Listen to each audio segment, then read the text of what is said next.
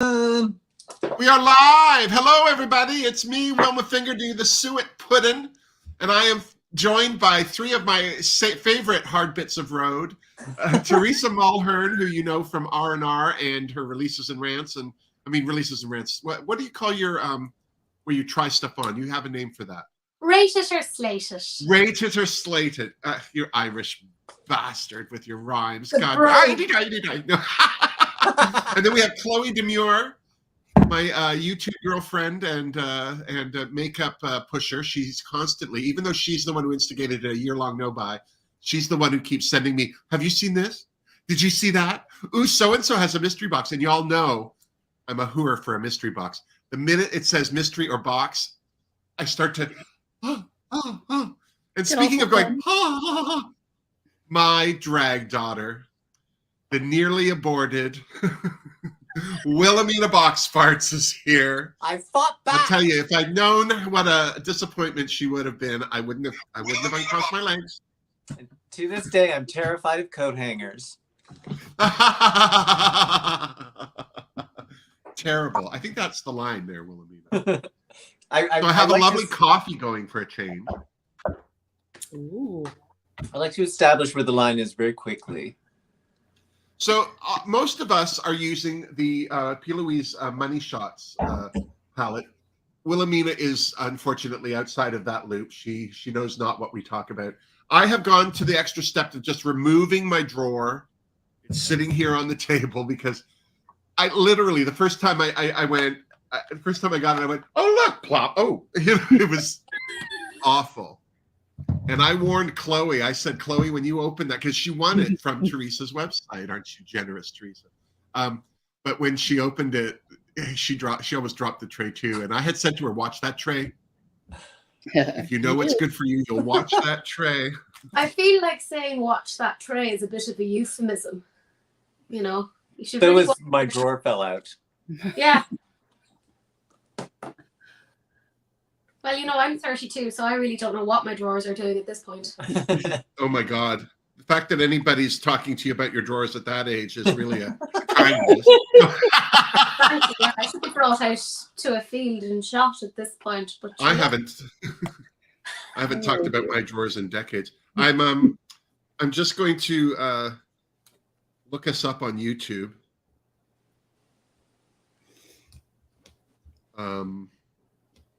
Because I want to be able, oh, here it is.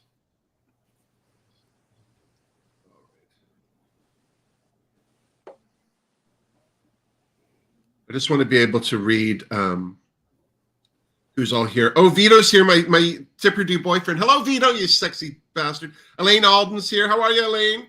Nick Sweet is here. Whitby Witch, God bless you out in Whitby. Carrie K, God bless you, Carrie K. It must be a slow Good Friday for you to spend. Not that you haven't spent time with me, but I somehow think that you would have something better to do. I adore Carrie K. If you haven't watched Carrie K on YouTube, do check her out. One of the most honest, next to Teresa Mulhern, I think that she is one of the most honest reviewers of makeup, regardless of whether it's a gift from someone, from the producer themselves.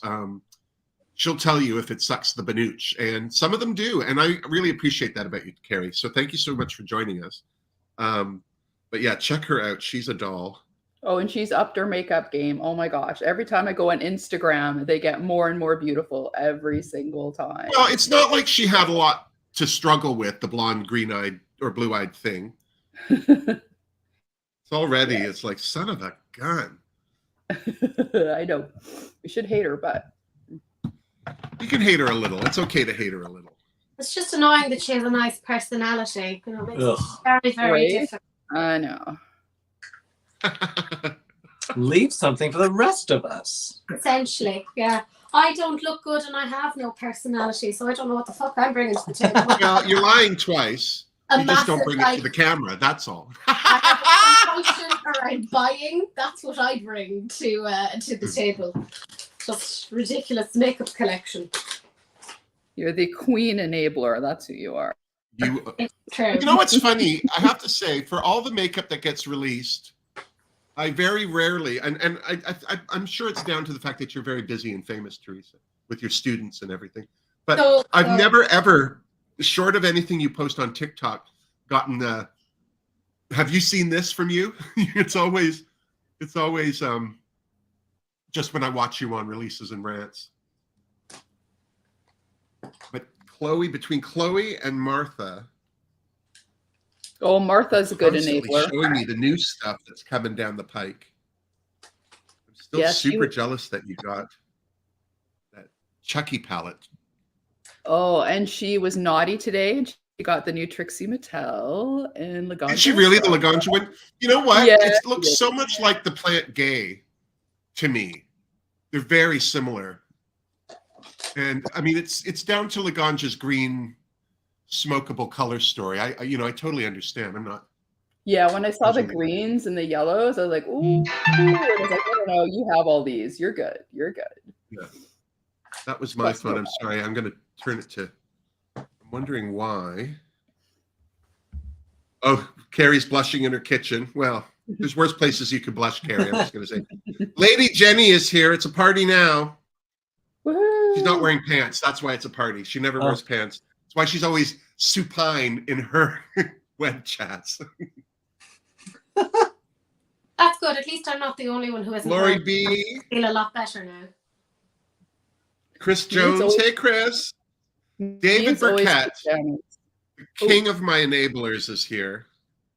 How are you, David?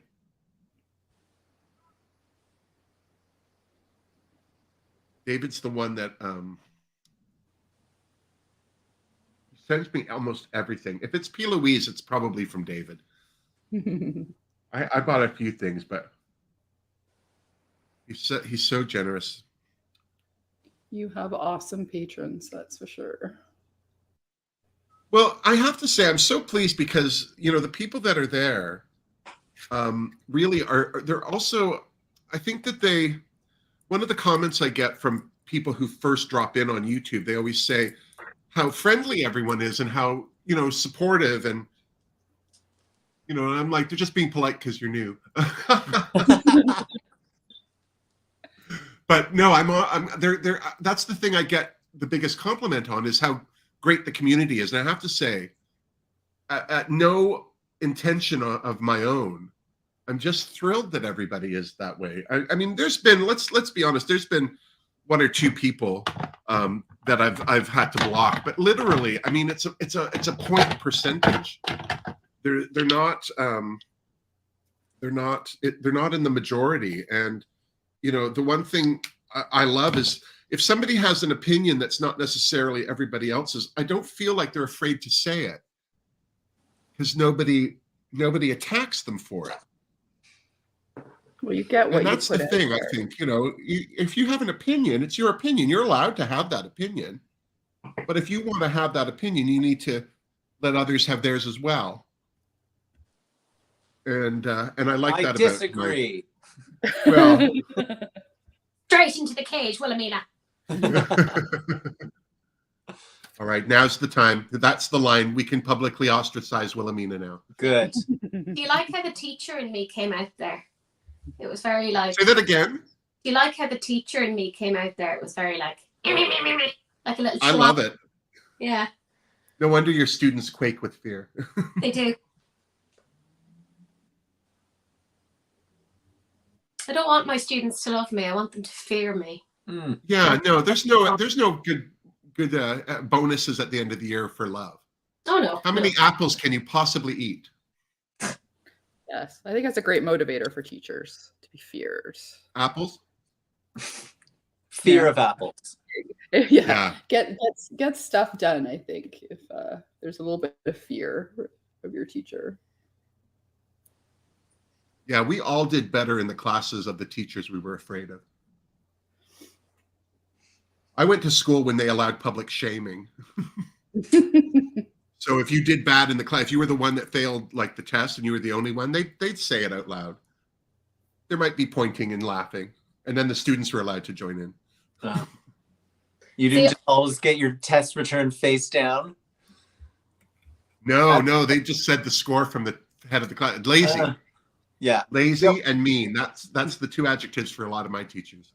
They did that to me as well when I was in school. But I also had a primary school teacher who used to, because shortly after I came into school, they'd gotten rid of corporal punishment in Ireland.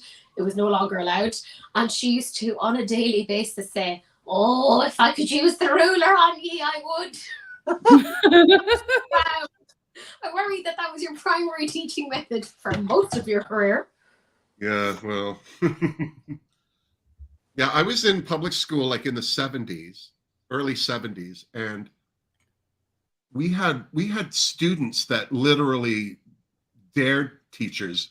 Well, it wasn't a dare. It was like you could get physical with a student then, to a point anyway, but they would like test the teachers all the time, like get them to do the worst thing.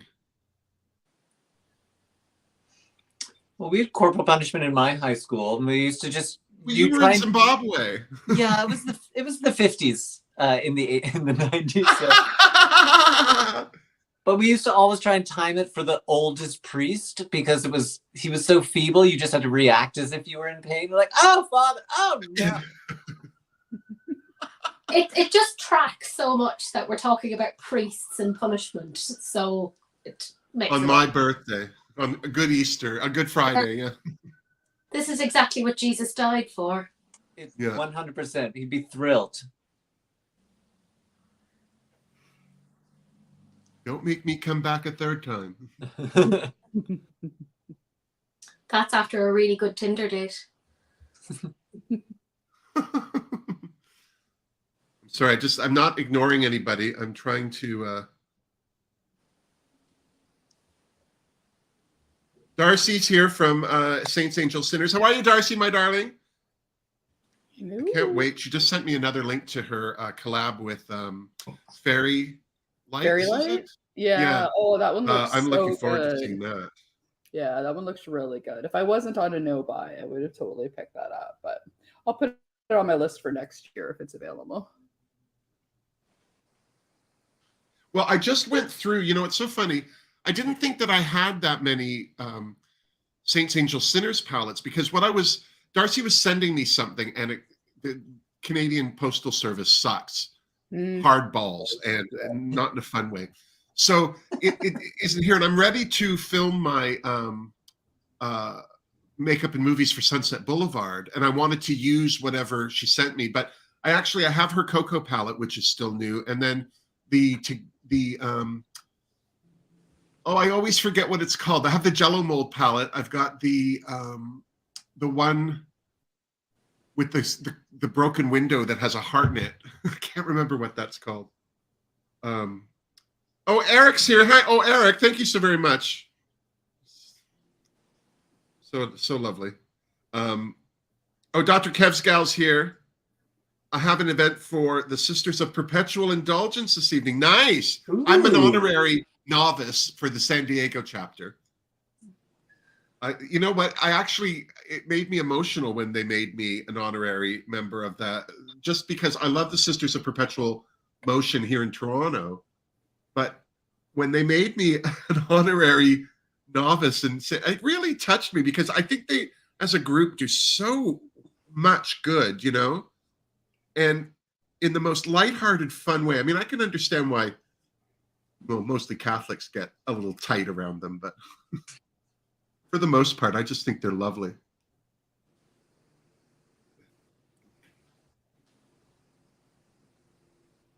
Martha's here. How are you, Martha? We were talking about you. Autumn's here. How are you, Autumn? Were your ears ringing, Martha? Yeah. Oh, I know, Carrie. Carrie just said, Teresa, that you're a legend for doing your makeup this late. And I have to say, whatever you have done to your eyes already, cute. Thank you. So you look so adorable. Thank you. Well, I've been in a car for 6 hours today. So, oh, honey.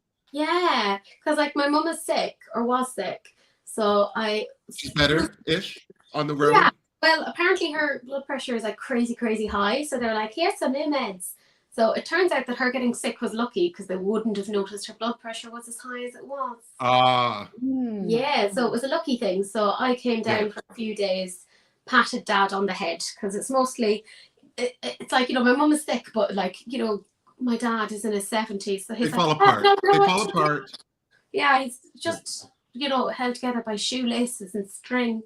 So I just came down and kind of fed them and kind of patted them. And then I was like, right, I have to go now. So I got in the car today. And yeah, I haven't been in Wex for that long. I think I arrived at like 7. So I've been here for like 2 hours. Watched a bit of Yellow Jackets and ate some brown bread. Ooh, Yellow Jacket, so good. Yes. Oh, I just started watching that because the new season's on. God, is that ever interesting? Isn't I'm it? only 2 episodes in, so like, bear with me. Yeah, I Are you on just season literally 1? just finished the first season. Yeah, I'm only on season 1, so like, Oh, okay. I'm literally like, we just started it today because I was like, I want to watch this, and Sahil was like, okay, and I was like, this is much better than anything that you're watching, trust me, because I love him, but he makes terrible choices. Case in point. So he's not really allowed to choose things because anytime he chooses things, they're like 5 hours long and have at least 7 musical interludes that make no sense. Bless him. The joys of like doing makeup when I can't fucking see what I'm doing. It's great. Highly recommend. That's how I catch up do. on messages. Oh, I know. I'm supposed to. I get my eyes. Oh, tested before- Wilhelmina, Darcy, sorry, Dr. Kevska loves your hand mirror. That's not a euphemism. Somebody's Christmas present, birthday present. I don't know. I gave it to her yesterday when she waddled in. Well, that's fair. I gave you your Christmas presents yesterday. I pretended they were birthday presents. Yeah, they were all our Christmas presents. Whitby Witch wants to know if we have a general makeup look in mind. We don't, but we're most of us using the P. Louise Money Shot palette, which is green. So I warned Wilhelmina and said, you know, stick to the greens if you can. Oh, Teresa, Darcy says hi. Hi, Darcy, darling.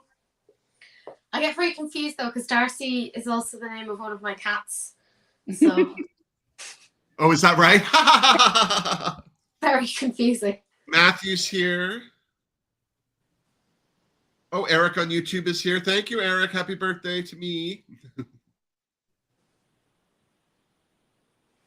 Candace, my birthday twin in Toronto, is here. Hey, Candace. Or as I call her, Candy, but in a cameo kind of way. Give me candy. Oh, so sweet. That's it. That's as much as I've got. I'm so sorry. I've never heard you do that before in my life. Well, my underwear's riding up on me, so it's a special day. Because I don't normally wear underwear. Tell him. Thank you. Thank you for wearing panties. Panties. Pantaloons. Yeah, and full tilt boogie lady panties, not those little butt flossers. Yeah, Darcy sent me a package twice, and it got sent back to her. Once it got stopped at the border, once it came to my postal service, and they were like, no, for some reason. So much too fabulous for Canada. Keep your eyes up, everybody. Carrie Kay's just taken us into the shower, tramp, and I love to join a beautiful lady in the shower. Well, who doesn't? Seriously, any lady. You know, it doesn't matter what they look like when you have soap in your eyes. I'm just saying.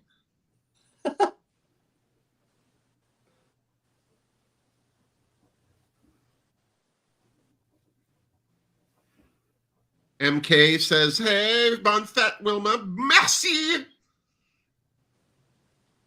Je suis un pomme de terre. Ou peut-être un navet. Matthew, oh, listen to you, you international Brit girl, you. Who isn't a pomme de terre? I don't know. I've had some tear in my palm. I won't lie to you.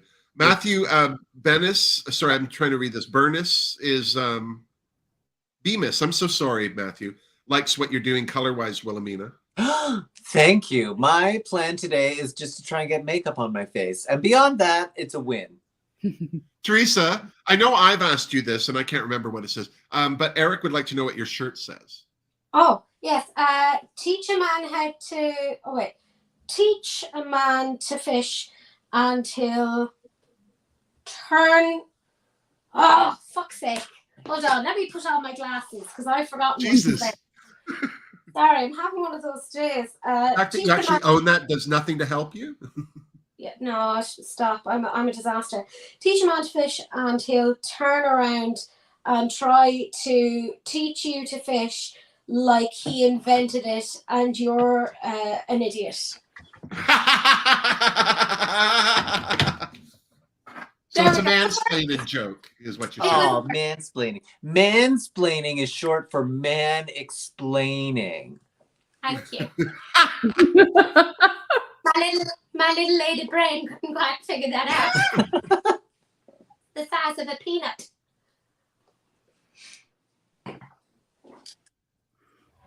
Well, I'm wearing Wilma today. I'm running so behind today. I didn't. I thought I'd be kind of at this point before we started, and I was fixing a wig, and well, there was porn to watch. It was a full day. Well, you have to get in that full 5 hours, so. Well, if I don't, then those poor porn stars go hungry. Yeah, it's not going to watch itself. It's the only logical way to get in cardio, so. Yeah. While still remaining seated, or partly so. Depends how you like it. I like my knees up. I won't lie.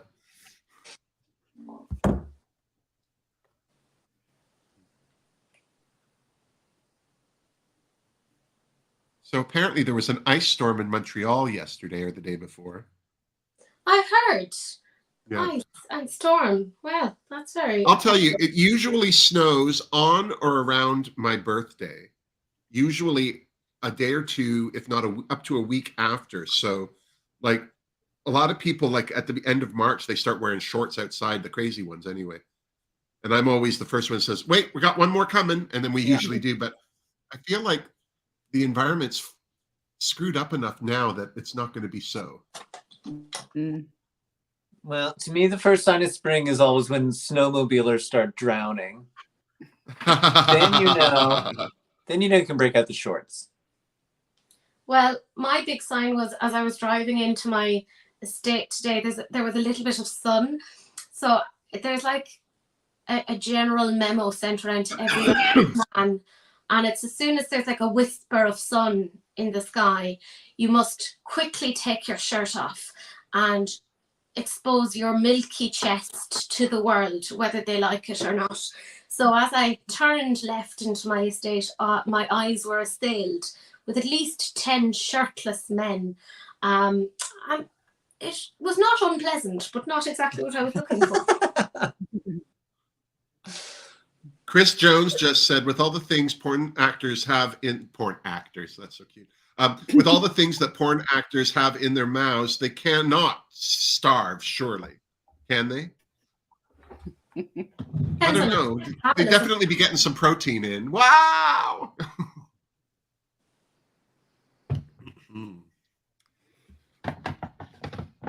All right. To save time, I have not primed anything. And I always regret when I don't prime. I remember the first time, I get so excited when I get my makeup on that I don't, some days I'll be halfway through my foundation and it's like, oh, damn it, I didn't put any primer on. Hello? Okay, one second. Caught up in the drama. Oh. Okay, come on up.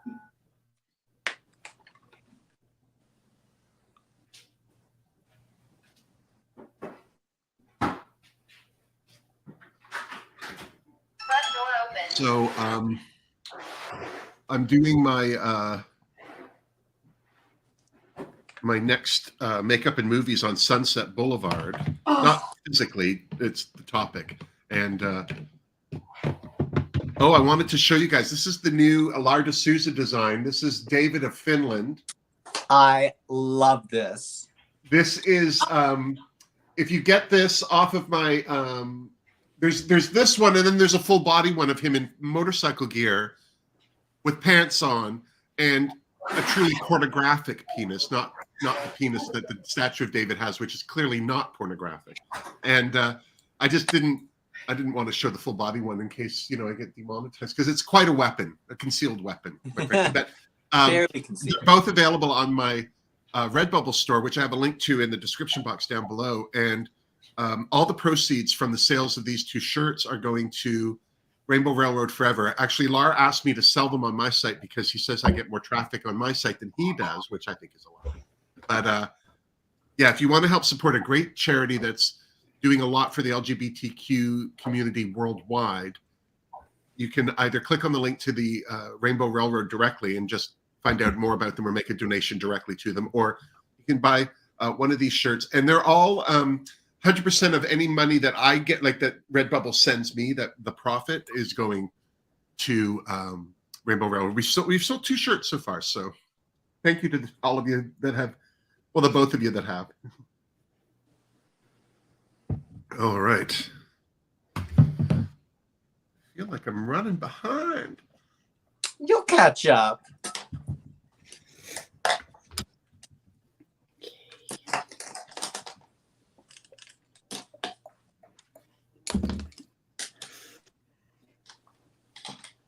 Don't know if I'm going to be reinventing the wheel as far as makeup looks go today, but I'm going to try.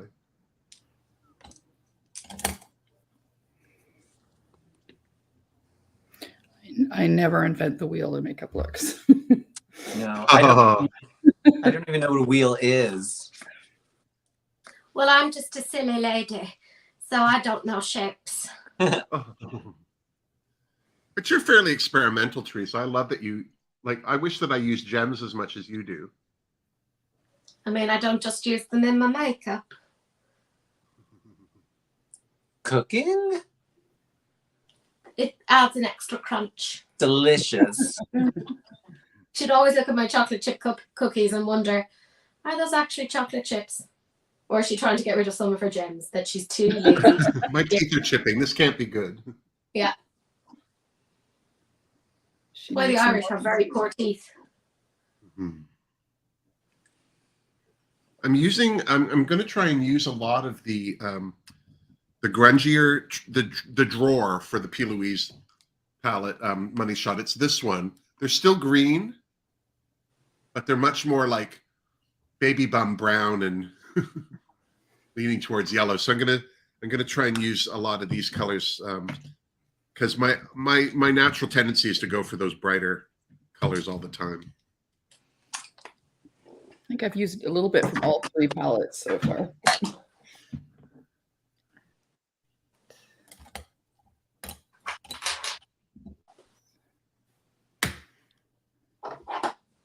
Oh, were there planetary alignments? Apparently there were planetary alignments. Whitby Witch wants to know if we're all good. Oh, so I can blame my cold on that then? Done. Matthew Bemis says, Bemis says that they hope I have a happy 21st birthday. I look like hell for 21. You look awful for You said 21. 61. I look great for 61. Shut up, Ted. You look. Shut up, Wilhelmina, you hateful thing. You look. And now I'm using my terrible phone for as a mirror. 21. No. Just erased everything I've done. A day over 42. You're good. Oh, I didn't do anything for my birthday, Martha. Actually, that's a lie. Wilhelmina and Jorge, a.k.a. Ryan Russell, a.k.a. the Gay International Film Star, came over for an impromptu just gathering. And we talked about boys and the people we hate. And It was the same lovely. list. Yeah. It's exactly the same list. But it was lovely. I haven't we haven't all been in the same room in a long time. No, the court order ended, so Yeah. Apparently I'm not a threat to society, so. And then I worked on a wig that I'm wearing today. Aunt B sent me this beautiful wig. It's called Malibu Sunset. So it starts blue and ends in yellow. And I redid it as a high pony wig because the best colors of the wig are on the ends, and I feel like it's mostly blue around my face. So I just did a ponytail on top so you could see some of the red and yellow. So that's happening. Oh, she did that fun Instagram video for your birthday. Yes, which was so cute. Her dressed as a pickle, and she goes, "I hope you relish your breath." Come on. Come on.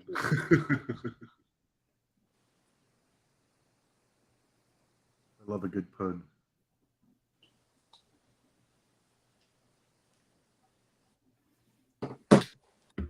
So yeah, it was very low key. I didn't really do too much. Oh, Daniel, Ali, Daniel, I'm so sorry. Thank you for the birthday wishes.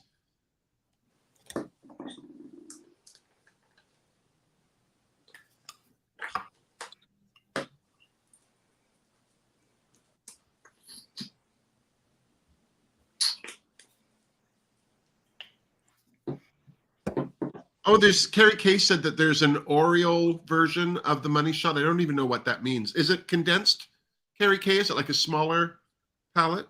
I haven't even heard of it. Purple. Oh, purple. Oh, it's like the Money Shot, but purple. Oh, I think I have seen that. Well, that Teresa, have you heard anything? They that a while ago, but I don't think they've come out with it yet. No. It's like when they came out with the Money Shot, they sneak peeked it, I think, about 3 or 4 months beforehand. Because the amount of times that I had people coming back to me on my TikTok and my releases and rants kind of going, when is it coming out? And I'm like, I fucking don't know. I don't work with them. I know. And then they threw it in a mystery box first, or one of those budget boxes first before they even released it. It was just like crafty bastards. Yeah, they are. I kind of feel like I prolonged my mystery box subscription with P. Louise because I was hoping to get the Money Shot palette, and then I ended up getting Beauty and the Breakup, which is a pinky neutral palette, and it's not bad, but it's just not for me. They've done a lot. I used it on my. I used it on that Princess Bride makeup in movies, Teresa. Mostly. Yeah. I was going to say they've done a lot of neutral palettes lately in their budget boxes. Like I think a lot, 3 or 4, it's all been neutral stuff. Like since I want to say about October, anything that's has either been a fucking lip oil duo nonsense, and it had the gall to send another one of those dreadful plastic cups at one point, and then if I get one, and then just more neutral fucking eyeshadow palettes. But they're like, this one lights up. And I'm like, oh, why is that useful? Though that said, I like my little light up palette that I got in the Christmas house. That one's actually that's a cute one. I use that for my eyebrows. But that's enough neutral in my life, though. Yeah, no kidding. But I will say this, they released so many colorful palettes for so long. Like, I think it was smart of them to release some neutrals because, like, they literally were avoiding that whole market. But unfortunately, I feel like that's all they've been releasing lately. It's so boring. Yeah, you need to intersperse it with color. Otherwise, just like they brought out 2 of those identified palettes that came out in the budget box. And they were both in the budget box, and I was like, "Why the fuck have they given me 2 of the same palette?" Yeah, they're almost exactly the same too. Yeah, terrible. So, what am I going to do with this? Bastards. Yes.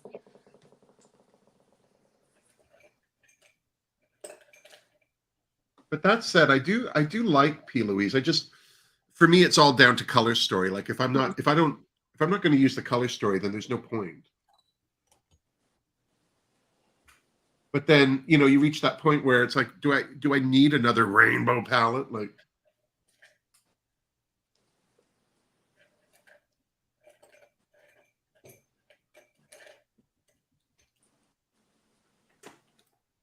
this is one of the things I'm enjoying about being on the no buy, is seeing a lot of these palettes that are coming out Like, they're all great, and I would probably want to buy all of them, but when I break it down to, oh, it's a rainbow palette, I have all that, you know, it really makes it easier to kind of not feel I'm having any FOMO. Nothing worse than a homo with FOMO.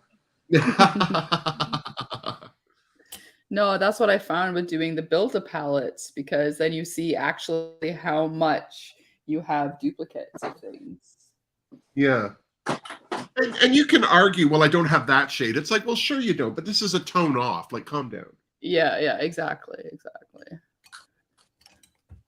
If you use 3 different palettes with the same kind of color story, general, on 3 different models and had them all walk down a catwalk, one right after the other, you wouldn't notice a difference in their makeup.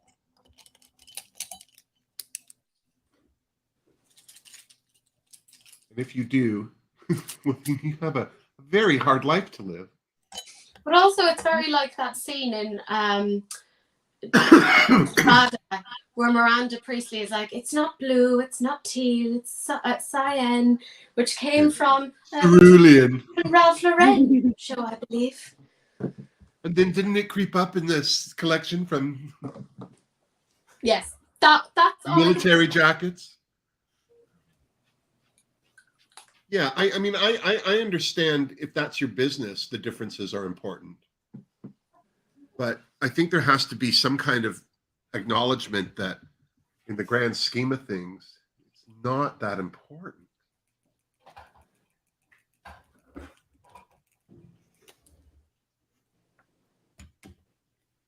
Sorry, I keep ignoring anybody who's leaving messages. Makeup Therapy is here. Hey, Makeup Therapy.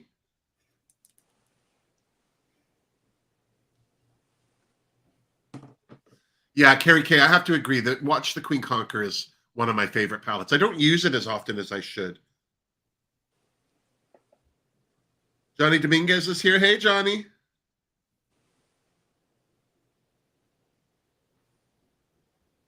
Yeah, green is the best. Carrie K and Darcy both say they can't have enough green. Same. There's no such thing as too much green.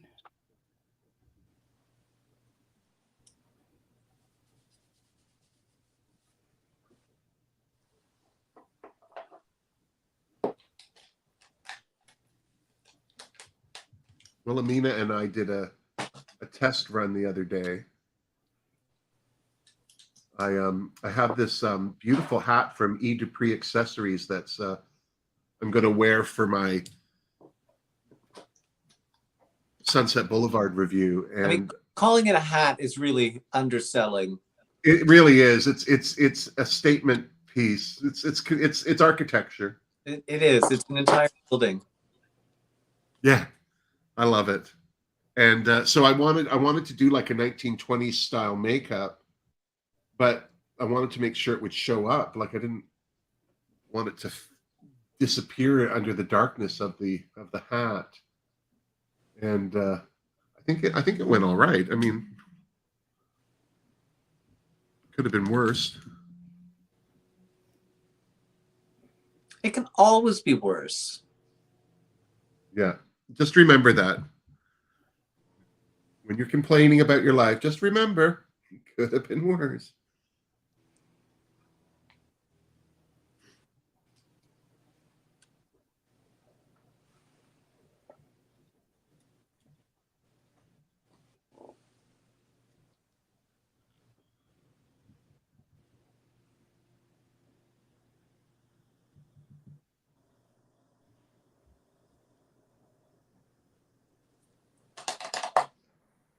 Something else I've been watching lately that I didn't watch when it started, but it just got enough talk that I was like, oh, all right, I'll check it out, is Ted Lasso.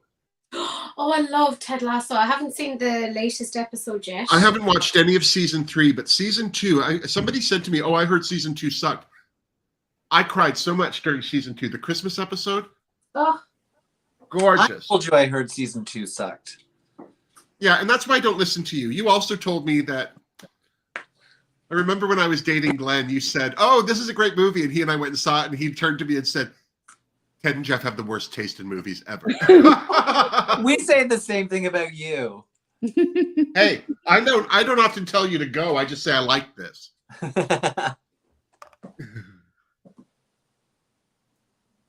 But I don't even remember what movie it was that you said, "Oh, you should see this," and it was awful. See, that's why this is how I am as a friend. I don't choose to remember your faults. Oh. They'll repeat themselves. I don't need to keep bringing them. The crust. The flaky crust.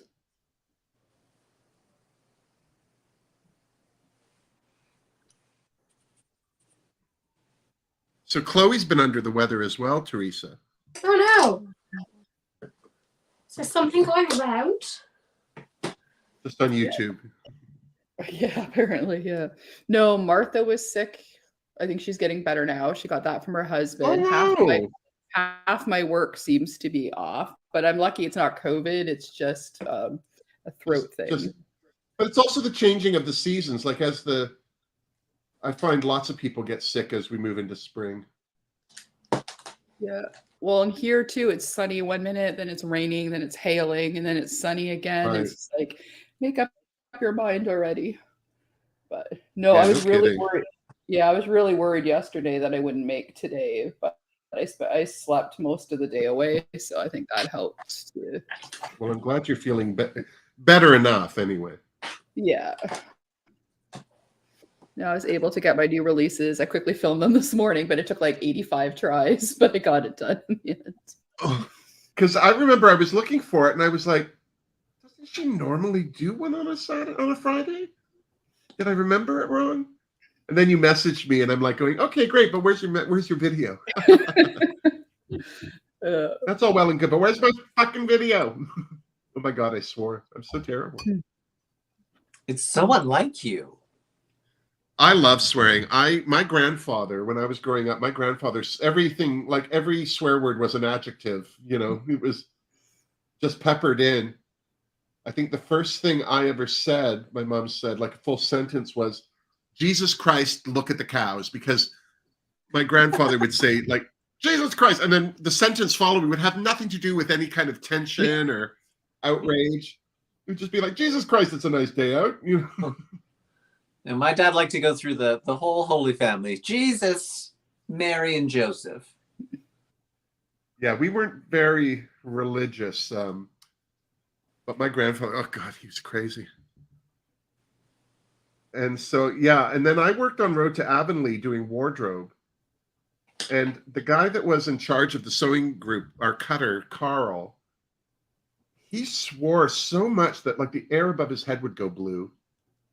And it was amazing. It was like, you know that line in A Christmas Story where the kid says his father worked in profanity the way some artists work in oils? Like, that was Carl. Like, he would say some things and you would just, it wasn't that the words he said were horrible, but the way he would put it together. Like you mouth effer and like it just, whoa, like. That's how I feel about like Hindi swears, because Sahil has been teaching me little Hindi, and like he'll teach me a swear and I'll be like, what does that mean? And he'll tell me and I'm like, oh, that's quite pointed. Like it's like it'll be like daughter effer and I'm like, why do you have that? Wow. Why do you swear? And he's like, no, that's like one of the most common ones. And I'm like, why is that common? And then they have certain words missing, like goodbye, but you have that. But you have that. but that phrase is taking the nation. Okay. Yeah.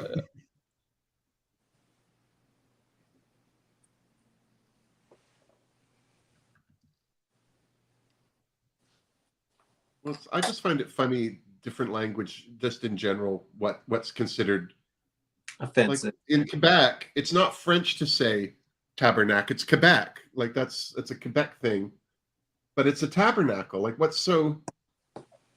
I think it's the equivalent of saying Jesus Christ. You're taking a religious artifact in vain. But I just don't. It's just so funny.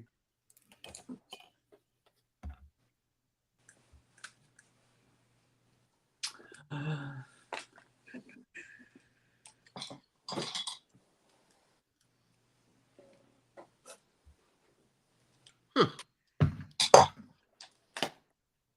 know how we're always saying, oh, this palette needs a white, this palette needs a black? Mhm. Yeah. All the palettes I'm using all need a white. None of them seem to have any white. It's really hard to get a good white though. It's true. That's true. Yeah. I feel like white shimmers are the ones that are taking over now.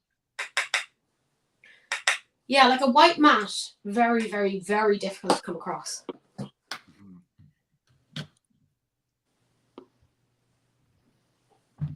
Bastards.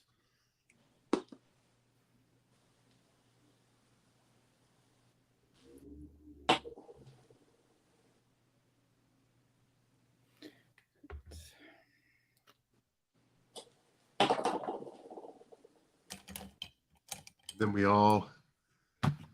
Oh, I got some. I got this necklace from Chloe for my birthday. It says Wilma Fingerdew on it in 2 words, Wilma and then Fingerdew. Oh. I'm so excited. And Martha sent me a little care package from my Amazon wish list. Some more Super Bond for my eyelashes and some, this fabulous little black and gray makeup palette. I was 'Cause looking I'm at just- that too. Yeah. Well, I'll tell you, it's the funniest thing. Let me show it to you. Because I was looking at that to sell that to you, send that to you too, and I was like, okay, let's do something not makeup. So luckily I didn't. yeah. So this is the palette. It is so funny. It's this big. Oh my gosh. I know. I feel like it should be Hello Kitty. Look at that. Oh. That's It's adorable. so tiny, but it's perfect. I think it's just fabulous. I've already given it a bit of a test run for swatches, and the colors are really great. It's like And then makeup the other thing, babies. what's that? It's like a makeup palette for a baby. Yeah. Or a doll. Good. 'Cause Yeah. there's a lot of ugly babies out there. Yeah, they need some makeup. They or can something. do with a little bit of color. Yeah. All right, well, that palette would be a goth baby. You got to start sometime. Yep. But and then the other thing she sent me is a bonnet for hairstyling, for drying your wig once it's curled. Oh, that's cool. Normally what I do is I stick it in a cardboard box with a hole in it so I can put the hairdryer into it on low. It's called a wig oven. But it's so awkward and annoying. And then I saw that on Amazon. I don't know. I was looking for curlers, a certain type of curler, and that caught my eye. And I was like, "Oh, that's cute." I don't know if I need it or, but I'm definitely going to be giving it a use.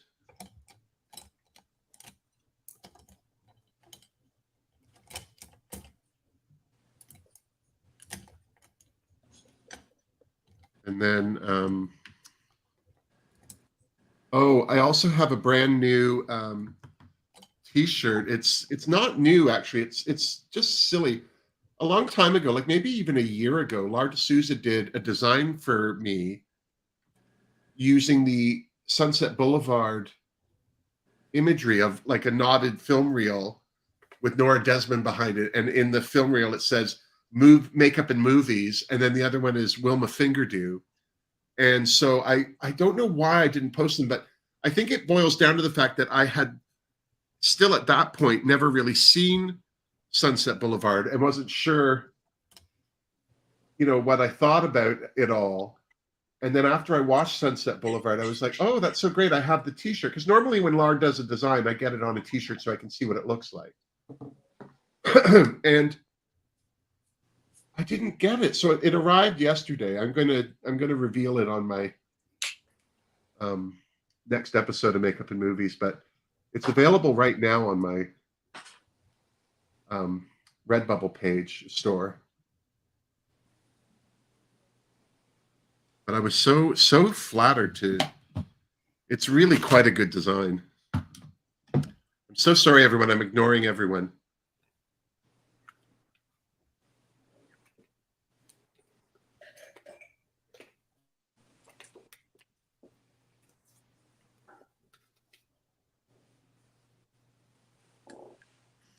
Darcy says, thank you, Manuela. That's so sweet.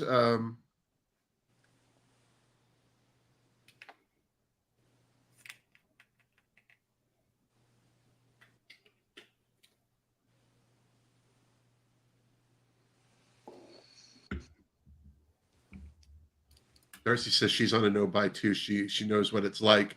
She loves getting those packages in the mail. That's the one thing I miss, going to my mailbox and having something fun in it. So yeah, she says she's going to see if she has one for you. I'm not sure what has one what. I'm sure she's talking about you, and not some other Manuela. Unless Jane McNaughton's here. Hey, Jane. Unless she's talking about my name twin. Oh, makeup therapy. That could be who she's talking to.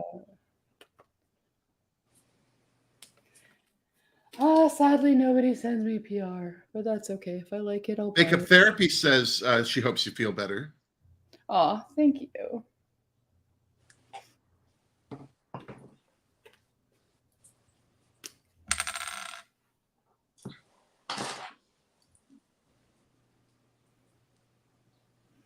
Yes, that would suck to be the whole Easter weekend sick. That's for sure. Yeah. My parents were like, so what are we doing this Easter? And I'm like, well, I'm being sick, so I don't know about you. Martha wants to know how your comedy tour was, Wilhelmina. Ongoing. Well, it's not really a tour. I'm weirdly on the east coast of Canada every 2 weeks for the month. So I was in Newfoundland last weekend, and then I'm in Charlottetown, Prince Edward Island next weekend. And then a week off, and then I go back to Halifax to do the Halifax Comedy Festival. Oh, that'll be fun. Cool. Which will be grand. I miss going out east. I really enjoy performing in St. John's. The one thing about St. John's, Newfoundland, is they're funnier than you. They were not.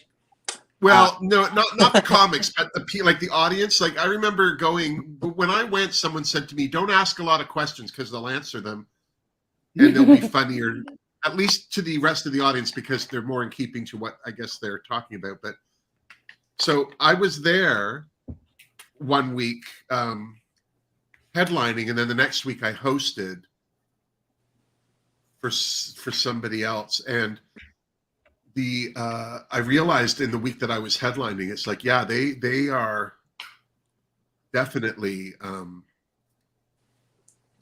quick. You know what I mean? Like, they're like, I think Irish and I think English audiences in general are like that as well. They're quick, and I think that's why so many great comics come out of Britain. But so this guy that was headlining, I said to him, "Oh, don't ask a lot of questions because I've been told they'll trump you." And then they did. This poor comic just didn't have. I think the thing with Wilhelmina and myself, I think we're the type of comics where, oh, we're doing that, are we? Okay, and we'll switch it up. But a lot of comics don't. Like, they can't. They got to kind of down to a nut. And this is the show they do. And yeah, the booker called me up the day before I left. He's like, "You need to call me." I'm like, "Okay, why?" Like, you're going to Newfoundland, right? I'm like, yes. Yeah. I was like, but I didn't understand why he wanted to talk to me about going to Newfoundland. Do you not think I'm funny enough for them? Or was he upset that you weren't promoting it or something? Oh no, I have no idea. I think he just wanted to make sure that I knew I was going to Newfoundland and people might be funny.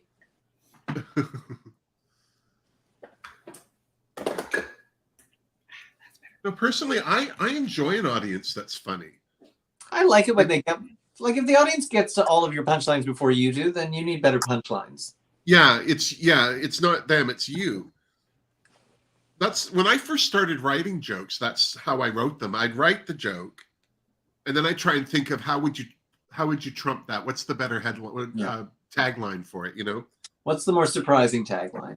Yeah, yeah. And I remember we were doing a show at the Comedy Wood here in Toronto, you, me, Pete Zedlacker, and I said something about Tom Green. He divorced Drew Barrymore, and it's like, what is he, nuts? And then you guys were in the back row saying, well, he's only got the one nut. And I said, No. okay, well, nut. While you guys were saying, like, that's the kind of, those are the comics I love, are the ones where we're like, but then Ted, Wilhelmina and I, and another fantastic comic, Deborah DiGiovanni, we used to sit, when we were new, we used to sit in the audience and we would one-up everybody's comedy together. Like we would just huddle in a corner and whisper to each other and scream with laughter. It was so disruptive. We were the worst. We were so funny. Everyone else, it was like, well, you know, it's like, oh, you're don't top my jokes. Well, be funnier. And I think that had a lot to do with certainly keeping me on my. I feel like I had when I started to headline in that. I feel like that was part of why my machine was well oiled. Like, you know, I go on stage and, you know, I didn't need to have a set list. I could kind of read the room, and it's the company you keep. That started to sound very sentimental. What's that? It started to sound very sentimental. It's the company you keep. It's the Well, people it is. in your lives. Well, Ted's my oldest friend. Wilhelmina and I have known each other. When did you start comedy? I think I met you in 2000. Yeah. Yeah. So 23 years. Yeah. That's long enough, though, isn't it? Long enough. You can leave at any time. I am full. I'm good. It's been a lovely run. Thank you so much. But what's also great is that Wilhelmina and I, we performed. We not only did shows together, but we often were on shows together. And Yes. I think there's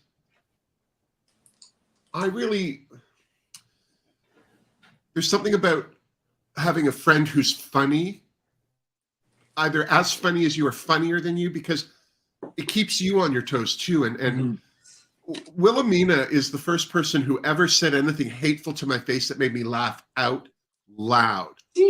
Like the concept of being roasted was really not something I had ever thought about. And now it's all I think about. Because she's so hateful. Well, we now know what your Pornhub searches are. My Pornhub. I don't know what you're talking about, Teresa. As pure as the driven snow. Corn? What's that? It's like corn, but with less fiber. And more butter. Yeah.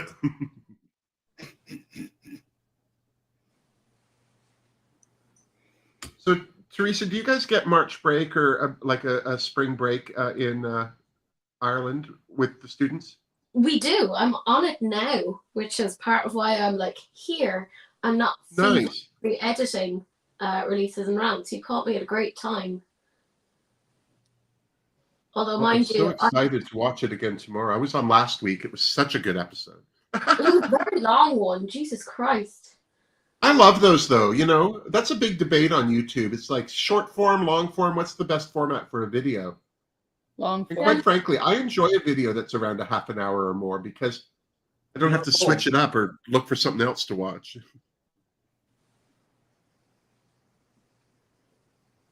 I like a long video too. If I want shorter ones, I'll go onto TikTok. Yeah, exactly. Yeah, if you want short videos, watch a reel. Go on TikTok. Do something. Have you had any? I don't know if it's worth talking about, but have you had any follow up with the autism? No, they blocked me, and they blocked Yeah. anyone who pointed out that what they were doing wasn't very nice. Well, that's their choice. Good for them. Whatever. Yeah, and then they issued an apology on their stories, but nobody who deserved an apology could obviously see it. Right. Because they'd all been blocked. Right. So, you know, make it make sense. Yeah, whatever. Well, it's like the Or as Huda Wilhelmina's roommate when we first were friends used to say, "Whatever, homo." Well, it's like the Where's Huda the bar apology. too? She got any more On a kids? full 24 hours. No, Bartu's just got the Chloe? one gay kid. Oh yeah. First, she had a gay kid. Her husband's Paul Haywood. He's got to be gay. I want him to be gay so badly. It's hard to tell with He some is. little He's an boys. honorary gay. All little boys are a little bit gay. Yeah. You want a little bit of gay. Well, he loves like Peter Pan and he loves dancing, so it could go either way. And he cries. He cries. You want a man who can cry, at least when you hit him.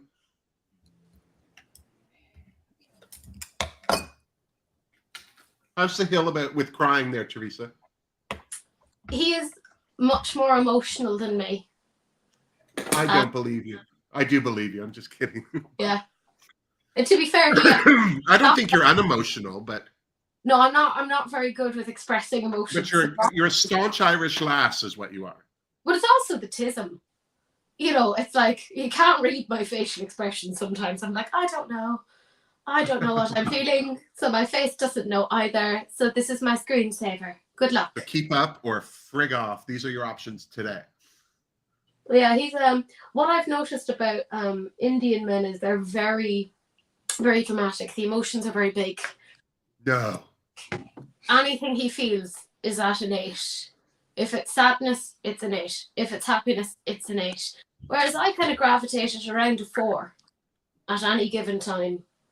So it's very interesting just to see the contrast between the two of us.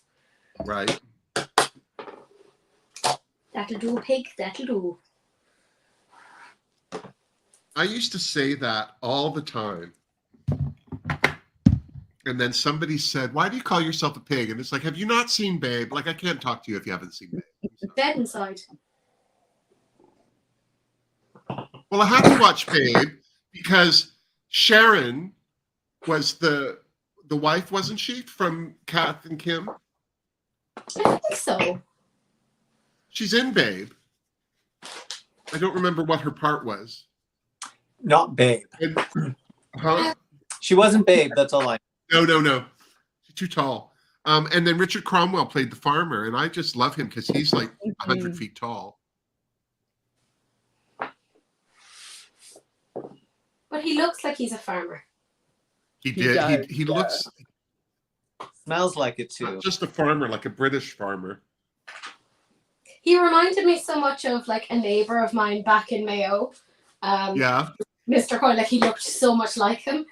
Oh my So God. for years, I couldn't tell the difference. So I had this poor neighbour just recite lines from that film to me because it made me giggle. Oh my God. Yeah. And just see him out doing chores, and you're cresting the hill. Oh Christ, here comes that girl again. Yeah. He was I very don't do pig. Why does that man keep calling that little girl a pig?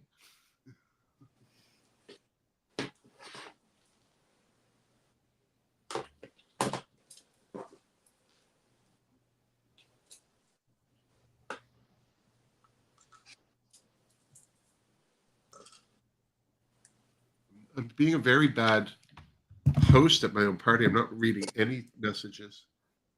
Reading is hard.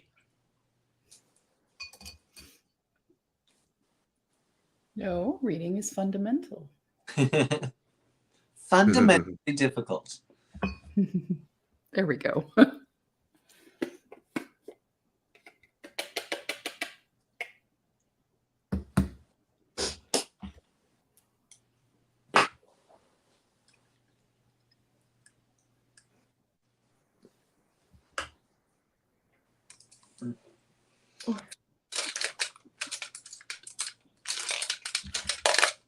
Oh, anonymity's there. Hey, anonymity, thank you.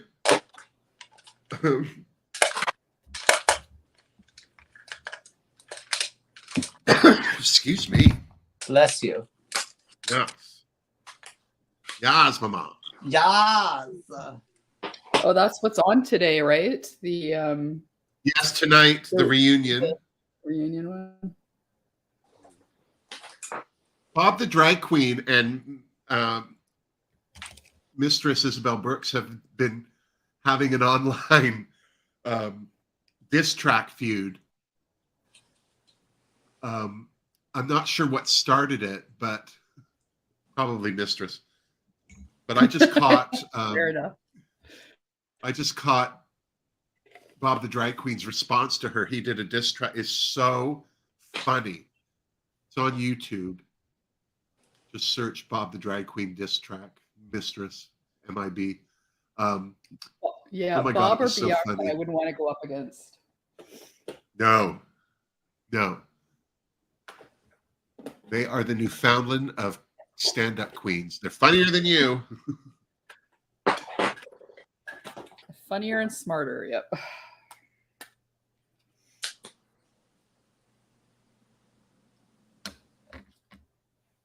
That's the trick too, I think, with being a good comic, is just having a well-rounded well of information to draw from. You don't need to be, I don't think you need to be intelligent, you just need to be well-read. Mm.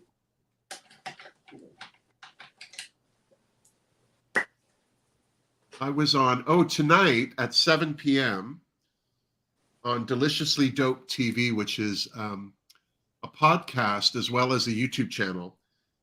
They asked me to talk about the drag queen bands. So I'll be on that tonight. And I had a link up. If you go to my Instagram, you'll see in my post, there's a link in there. Okay, cool.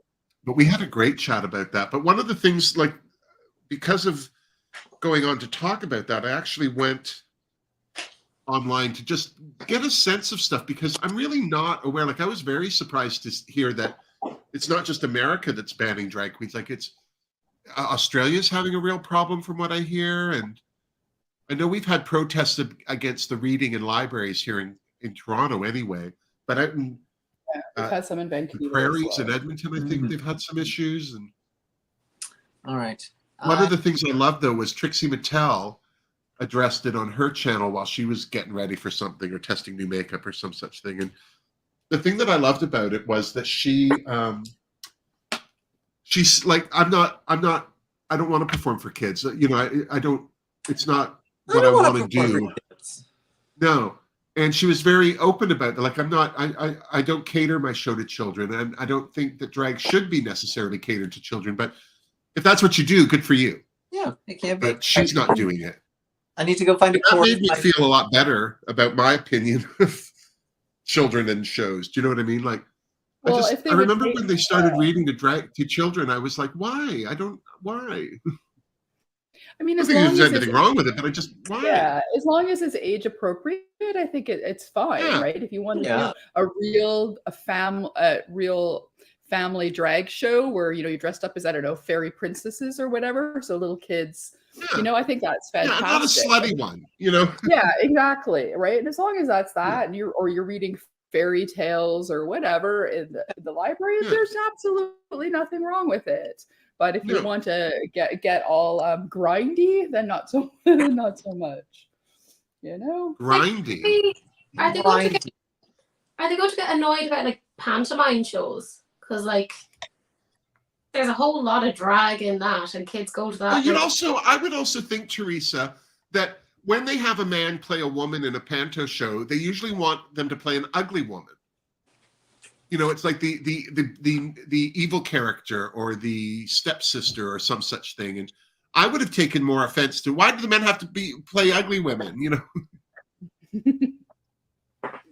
what are you saying? What are you saying?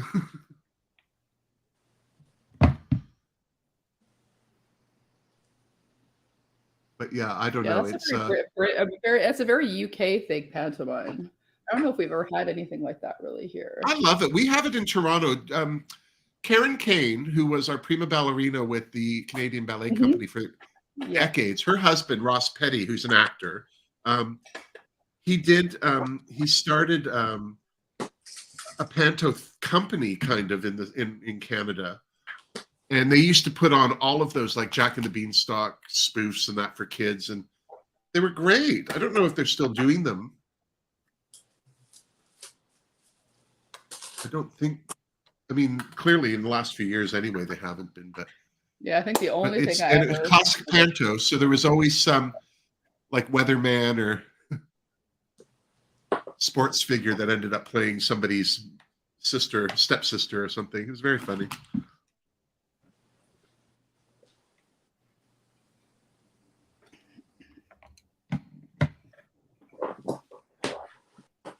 You don't have a dark enough black. Oh, we lost Wilhelmina. She's disappeared.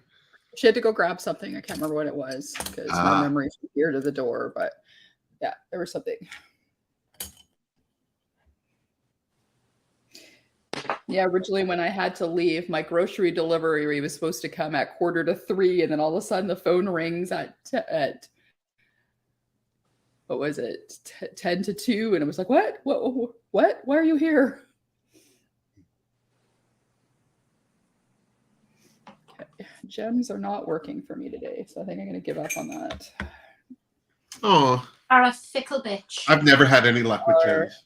Especially the little ones, and the only green ones I have are really little, so without wearing glasses, it's like they were just sticking the wrong way. And then I got bigger ones, and they weren't any better. So I was like, you know what, forget it. I'm a little over it today, I think. So I need some more. More glowy. I know. Gem challenged. I've only had gems on once, I think, in a look, and oh god, it nearly killed me. I've been afraid to kind of give it a try since. The taking it off is the worst. Taking them off. Yeah. Sorry. Forgot that my phone needs power. Oh, come on. Wilhelmina. What did I say to you yesterday? Rookie mistake. What are we doing?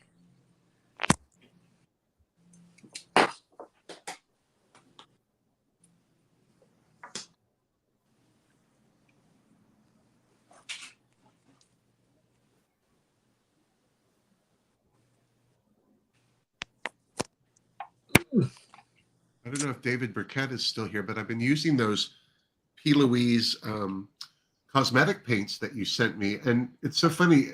Today I could have used a green one on my eyelid and I didn't. So there you go.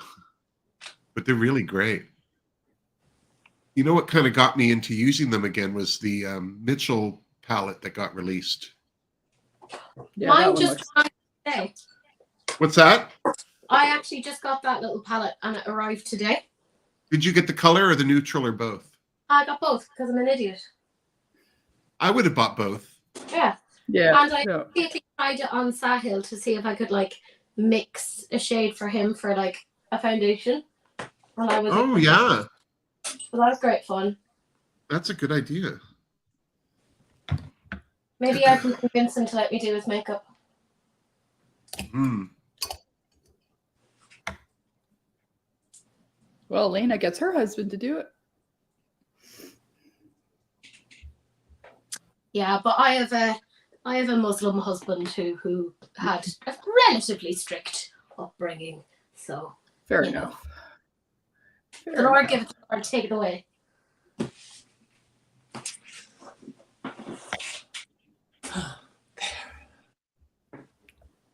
Are you together now? I'm together. Did anyone notice that oh god, now I'm all twisted. Don't look at my hands. Oh god! Fine. It's fine. It's gonna be fine.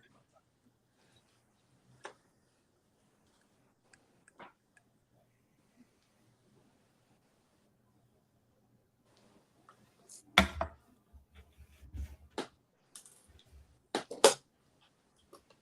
finally got Wilhelmina to use a ring light.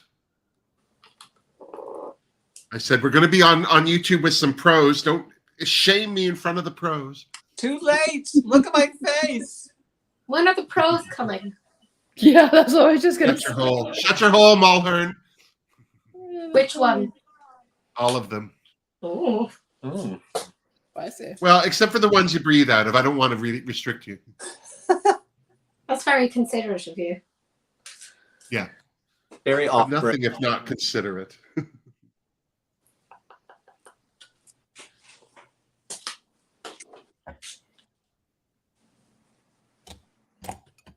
So funny. I felt like I was so behind when I started, and now I feel like I've kind of caught up.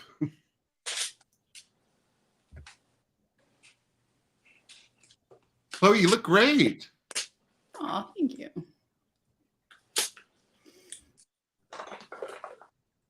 Well, if I would have kept doing gems, we would have been here till midnight. So, Oh my God. like, stop. I was so happy to see your episode this morning once you got it up, because God, all of those blush. I don't think of myself as a blush person, but the Blend Bunny blushes, first of all. Right. Sweet Christ. They are so beautiful. Mhm. Even the more muted one. Oh, is- stunning. The only reason that the muted one looks muted is when you hold it next to the juicy one.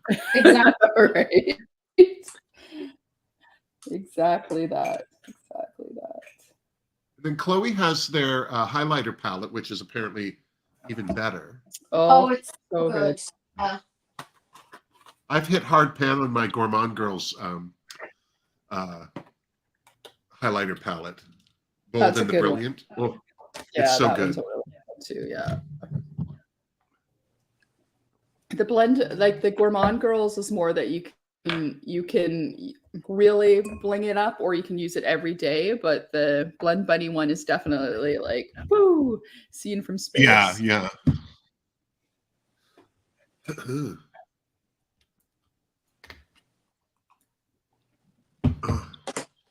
Actually, I've been so used to using Darcy's. I have to pull it out because I can't remember the name of it. It makes me crazy when I can't remember the name of things. Oh, welcome to my world. Can remember nothing.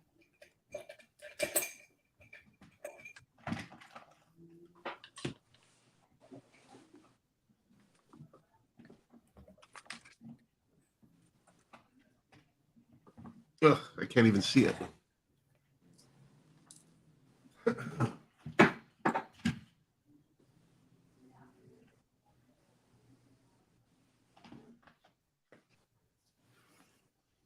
This is the Cocoa palette. This is the last one that I got from Saints Oh, Angel it's pretty, Sinners.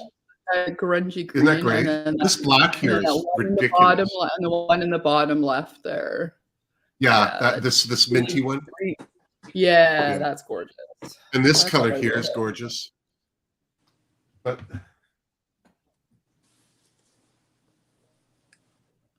Yeah, one day I'll try them. They're definitely on my list. They're really good quality. Really, really good quality. I feel like a lot of people are sleeping on it. well, I think there was also The shipping is a there was little also high. kind of I like don't- this Passover thing that happened for a little while there. That was perpetuated by people who don't know what they're talking about. Here they are. So, Cupid's arrow. Look how cute that cover is with the window that's got a hole in it with a heart. Isn't that Yeah. cute? But Oh. this is all shimmers, but they're also that's very nice. sheer. That top row are almost all toppers. They are so sheer. You can put them on over any mat. And then the Jello mold, which I think Darcy said she named after her mom, or it was inspired by her mom. This one, I use most of the browns in there for my eyebrows a lot. That's very sweet. That's a sweet palette. It's a cute little 6-pan. Yeah, it's very sweet. You can't go wrong. Where's my present? I finished. Ooh. Oh, you look gorgeous. Yeah. And I did it to myself. Wow, that lipstick's beautiful. What is that? It is, and you'll love this, Vive in the shade Brat. Look at this. Look at this component. Gorgeous. Oh, it's nice. They have some blush What's the that brand? I was into. Vive. What's the brand, Teresa? Vive. I've never heard of them before. So it's by Jamie Genevieve, and I gotta say, of all of the things that she has done so far, I think I've bought pretty much every single one of the bullet lipsticks because I just keep reaching for them. They are so friggin' nice. But this one is called Nice. Brat. Bye, Chris Jones. I'm just seeing that you're leaving. Bye, Chris. Bye. The blush from Vive was that she had this like orangey one that I still look at it every once in a while when they were, I don't know, are they still on Beauty Bay? I'd be like, oh, I kind of want that. A little pricey though. I always wait until there's like a sale or until there's like 20% off. You know how Cult Beauty does that every so often. Oh yeah. Yeah, they it's so have funny. I got for the first. So sorry. What were you saying, Teresa? I'm so sorry. I was just saying that I look like a mad woman when it comes to a sale because I wait until that. I have all these things loaded in my basket and I'm like, and now is the time for the grand reckoning. Bang! Drop that hammer. Shopping challenge accepted. That's how I shop too, or at least that's how I did when I was shopping. I would leave things in the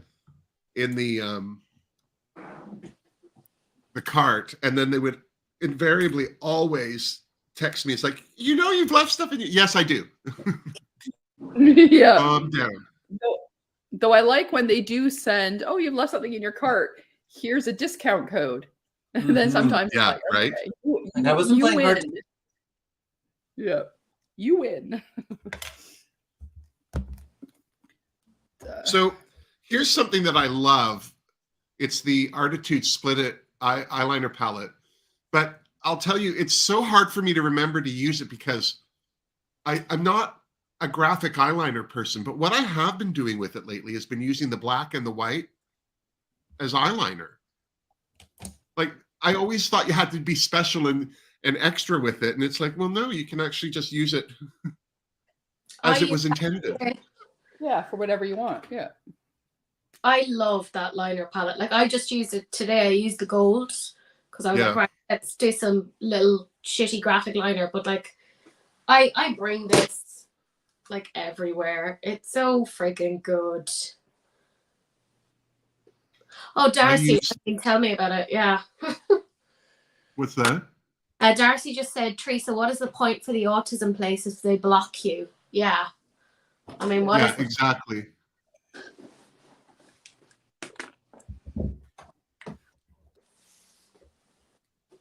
Maybe I'll use the gold.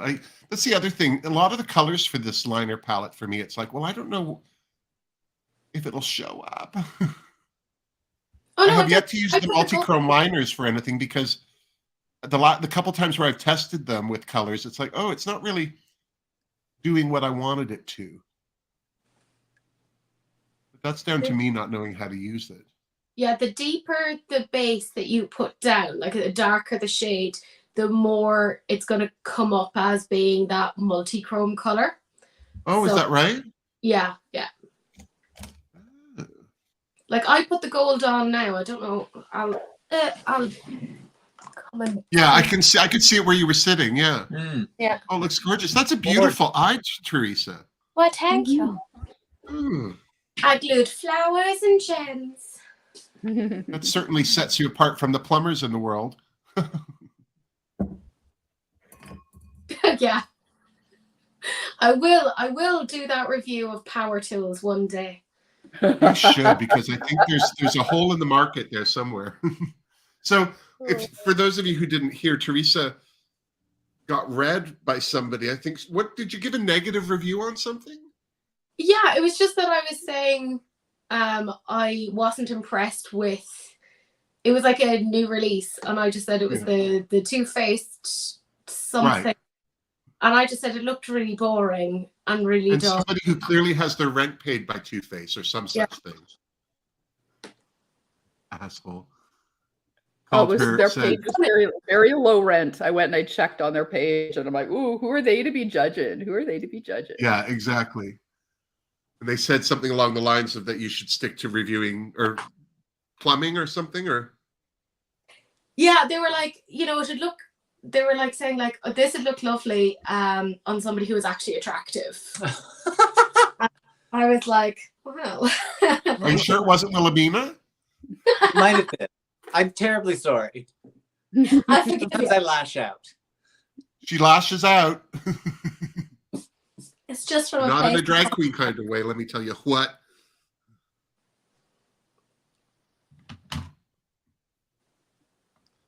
I'm just you know, I think what it is I'm amazed at how amazed I can still be at people's rudeness online. Like, and you know, sometimes I've even like people that I know on YouTube will leave a comment, and the way I read it out of the gate, it's like, how dare you?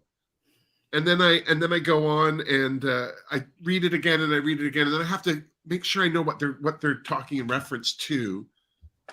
And then I realize, oh, they're not being mean. I just read it wrong. But I really do, before I say anything to somebody who I think is disparaging me, I really need to make an effort to make sure that that's what they're doing, because I can't guarantee I really understand why I'm being read.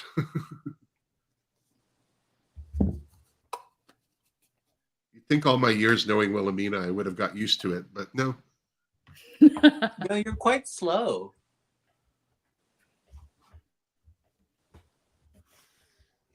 So for years, I used to think that Wilhelmina was just mean to me in a loving, you're older than me, so you're dying first kind of way. And she used to say, before we'd either go on TV to be interviewed or go on stage, like just as they're introduced, it's like she turned to me and goes, "Is that what you're wearing?" And every time I was like, "Oh!" And I said to her one day, it's like, where did that come from? Because she said, "You said it to me first." I was like, "Oh." I was recycling your crust. I had no, here I was thinking that I was being disparaged, and in fact, it was just getting thrown back in my face. It was an homage. Is that right? Your inner Karen with the, what's this, sweetie? What's this? I like to think of it as a callback to a previous episode for the fans. Yeah. I like to call it a taste of your own medicine. I just call it a cold, wet slap on a Sunday morning. That's what it is. Oh no, I have no glasses. I need some glasses. I can't see anything. Bless God.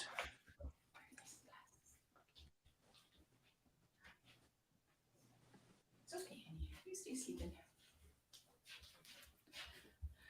All right. So how long are you off, Teresa? I have the rest of this week, but I am off on paper, but I am going to be doing stuff because students are like getting their dissertations in and they're panicking. So I'm getting emails kind of going, "Oh no, how do I do a dissertation?"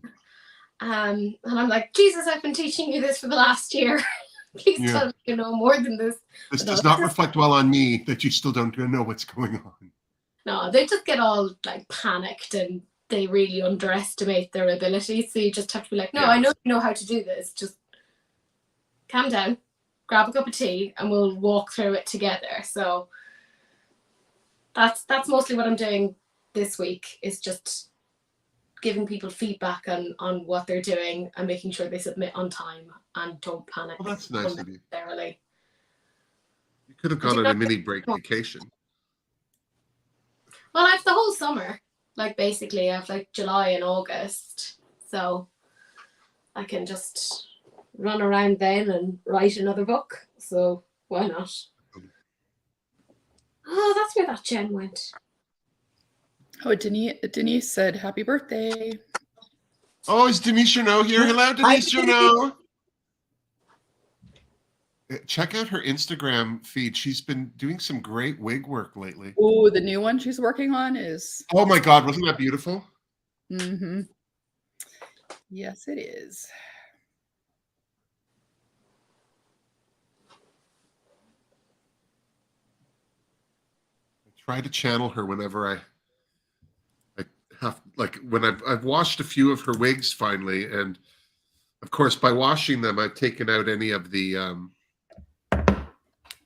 setting that she did, and you know, I'm trying to either match it or, you know, keep in keeping with the style. And I constantly am channeling her. She does such great work. And it's funny, you know, when you do stuff like that, it's like it's hard until it's not. It's like doing makeup. I remember I used to watch Make Me Up Missa do her like dark to light makeup, and it would just make me crazy because I couldn't do it. Then all of a sudden one day I did it, and I don't even know what I was doing differently. Missa is very frustrating to watch, though. Yeah. Well, also because she's very British, so she's like you, Teresa. She'll say, "Oh, I'm not a professional." It's like, shut up. Right. Such a beautiful. Oh, I'm feeling ugly today. Well, when you make that face, you are, but you're stunningly gorgeous, and you need to shut up. Is she here?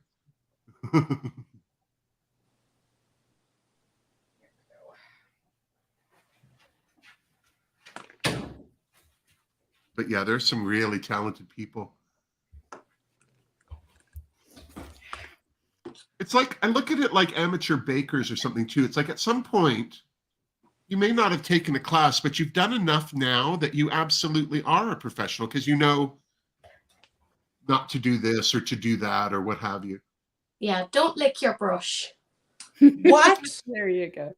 Is that why I keep getting pink eye? I was watching a Robert Welsh video, and it was like one of those, like, reviews of a makeup artist, and it's like somebody went in with a camera and had like the worst reviewed makeup in that town. Yes, I love those. Like, oh my god, I actually felt physically unwell watching it, because at one point he actually took the eyeshadow brush, put it into his mouth, and put it onto her eye. Onto the client's eye? Oh, barf. I was just like, yeah. I was like, I was not physically prepared to see that. Like, and like, even, poor Robert, like, he's always like really nice about it. I was like, there's some good techniques, but he was like, oh God. Like, there's no putting glitter on that shit. Yeah, no. It was bad. Ew. Yeah. Yes.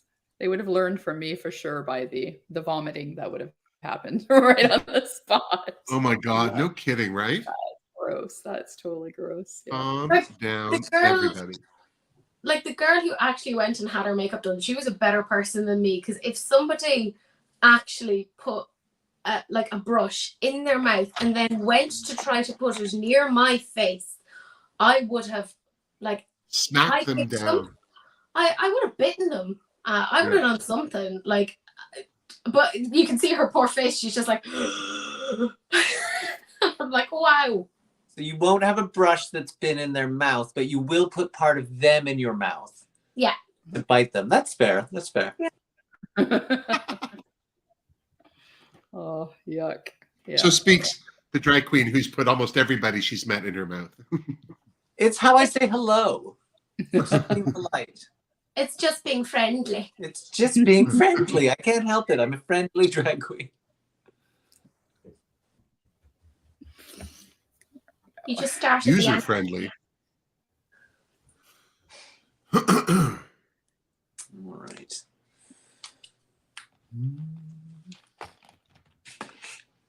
Let's do some eyebrows.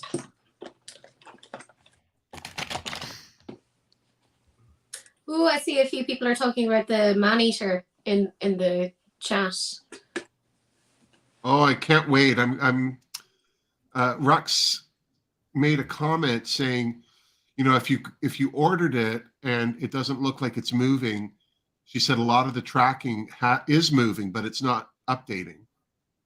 And mine has been at their hub since I ordered it. So I just thought, oh, it's slow. Like it normally, I haven't bought anything from England in a while. So I just assumed it was slow. When she said that, I was like, oh, good. Maybe it's coming sooner. Yeah, because I was on Zoom with her on the Thursday. Last weekend. Yeah, and like it was the day after it started to go on sale, and she had everything boxed up and labeled, and she was still in the middle of doing that. So like I think she had most of them out, if not all of them out, by the Friday. So like on the ball. Yeah. But I've had that before too, where the tracking shows it hasn't even left the other country, and then I go to my mailbox and it's either in the mailbox. And there it is. tickets for delivery. So sometimes the tracking is really behind. So if she sent them Oh, all Chloe, out, your hat is so fun. yes, I thought I couldn't do gems, so I thought I would do that. It was easier. So that's another hat from E. Dupree Accessories, which are on Instagram. I should have put a link to them in my. I have a link to almost everything. She stole my hair, except for everyone's Instagram, which is down here. And Wilhelmina is Dr. Ted, because Wilhelmina in her day job, when she's not being a comic or a drag queen, is a vet. Or as I said to her when I first met her, it's like, so you're not a real man or a real doctor. And she's been using that in her act ever since too. True. You know who doesn't like that joke? Simon Your mother. Cowell. Simon who? I did it when I was on America's Got Talent. That was my opening line, and it got booed. Wow. I didn't know they booed people because I didn't watch the show before I went on it. Yeah, well, Simon Cowell, he hasn't had a sense of humor. I think it's partly because of, those trousers are hitched up so high. There must be something cutting off like blood supply.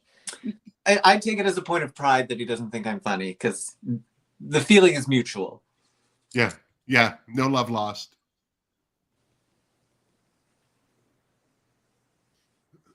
Vets are better. Vets are better than regular doctors. It's true. Says the cat mama with the 2 aging kitties.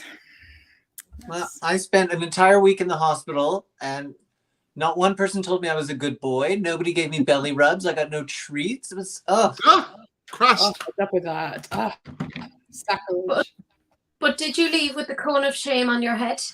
I did, but willingly. It was my choice. He brought it. It was actually his own. I got a little bitey towards the end. Towards the end. Fair enough. Ugh. Symmetry is so overrated. So. Especially when one eye droops more than the other. I always find I've got one eye that's a little bit higher, and then I'm trying to fix it. It's like, stroke. It's fine. It's fine. Oh yeah, like I have one eye that's up higher than the other. It's because of all of that, Irish inbreeding. I'm at this point, I'm fairly certain if I went back far enough, I'm probably my own cousin. I remember watching the Irish Try Guys, and they were the whole group was doing their ancestry, and everybody's like, "Oh, I've got some relatives in Portugal and here and there," and he's like, "Did you just look at his? It's 100% Irish." So they would just keep panning to him, looking down, and going. That's why we don't have a who do you think you are really here in Ireland, because it's like we fucking know who we are. Yeah, you're from down the street. Like literally, we're just from over there. Your whole family's been there. Your great built the house. As genetically close to a potato as you can get. It's worrying, but it's funny because when I was in England, there was a girl I worked with, and her surname was Carol, which, by the way, very Dublin Irish name. And she was in Liverpool. Her surname was Carol. Okay.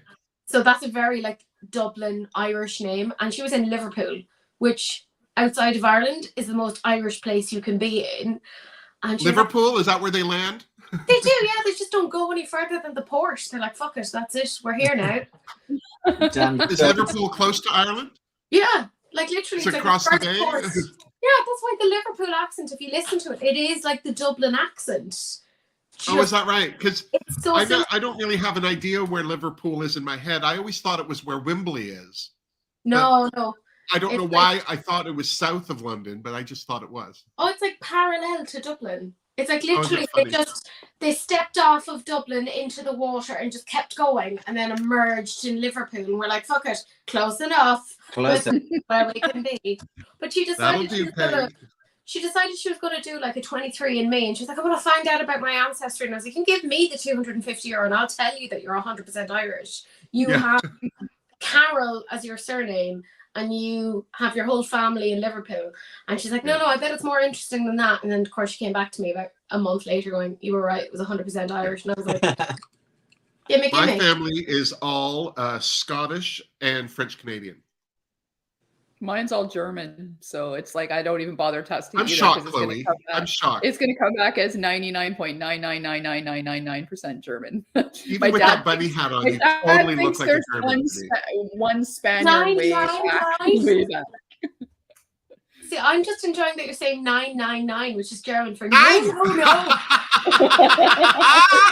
And I don't know if you meant to do that on purpose, but that's where my brain went. So everybody's like, no, it'll be different. And I'm like, no, it won't. I don't know, Teresa. Something tells me you and Wilhelmina were separated at birth.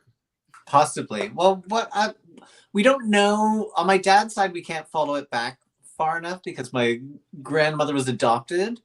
We do know that her brother was adopted to an Irish family. But other than that, we don't know. We don't know. I think my dad... Is your dad a Newf? Yes. And then my mom is Scottish. Her dad was Scottish. Her mom was English. But Newfoundland, like that's like massive Mayo population. Like Mayo Irish people went straight to Newfoundland. So if you listen to the Newfoundland accent, it sounds like west of Ireland. Very Irish. Mayo. It's so Irish, yeah. Some of it sounds very Scottish too. It just depends what part.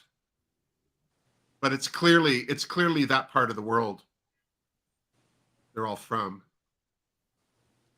My ex is from Cornerbrook, which is more Newfie than Newfoundland is on its own. It's the smallest little town, but they have an airport. I guess so they can get out quick. Oh no, the funniest airport is in the west of Ireland. It's called Knock Airport. And it's called what? Knock Airport, Knock, like knock on wood. And if you're Catholic, you might know that, like, by the way, the Virgin Mary, as if we believe she was a virgin, appeared in Knock to school children, and everyone believed them and went, yes, that's clearly legit. Let's all believe some school children in the early 1900s who are famished. Let's go with that. Make that legit. So for about 100 years, people have been like crusading to Knock, kind of going, oh, Jesus must care about stuff here in the west of Ireland. And coming from the west of Ireland, I can say, no, he doesn't. Our unemployment rates are shite. But anyways, they kind of went, oh, people keep coming here. And because Ireland was very Catholic at the time, a bishop went, it's so popular, we must have an airport here. And him having absolutely no like engineering skills or civil planning, he went, clearly where we're going to build this airport is on a hill in the middle of boggy and the landing strip is going to be too short. So no. You touch down, it's like a new experience. And the airport itself is like the duty free is about as big as the room that I'm in right now. Very small. Like you can touch both sides of the wall. The bar is massive, but that feeds right into the waiting area where all three gates are right next to each other. So it's just as many as 3 gates, is it? Yeah, and like the I don't know how many years, anytime you have to fly out of there, they ask for, and you don't know this until you get there, they ask for a €10 development fee, and they won't let you get through to departures until you pay €10.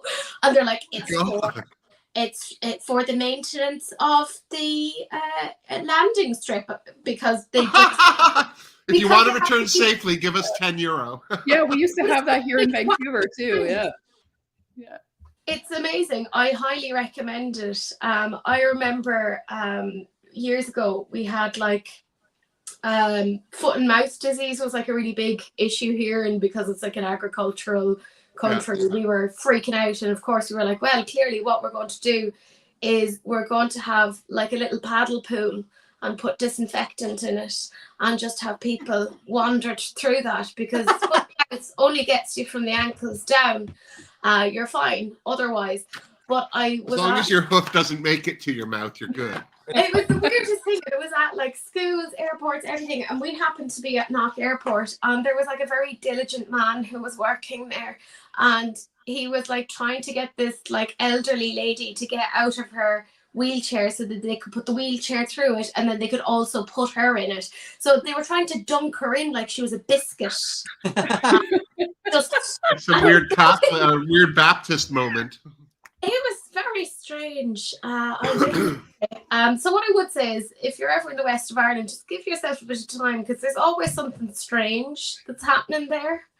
I don't think you need to say west. I think you just say all of Ireland. But I think where the wind comes from. A little from. bit more strange. You know, like my younger brother, he used to get in trouble with the police, or the guards as we call them. And he once said to them, you know, what sort of like guards are you? You don't even have guns.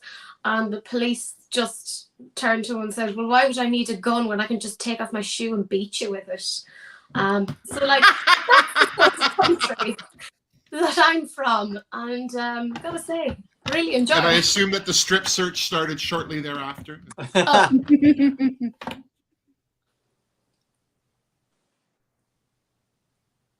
St. John, New Brunswick's airport sounds like Knock. You can literally walk off the plane, bypass the terminal, and go to the parking lot. It's like there's no fence. It's right there.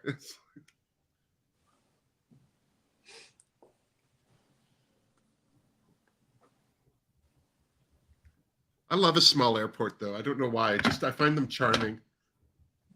Well, you'll love Knock Airport. I'll bring you there. We'll have a day out. I will hold you up to it.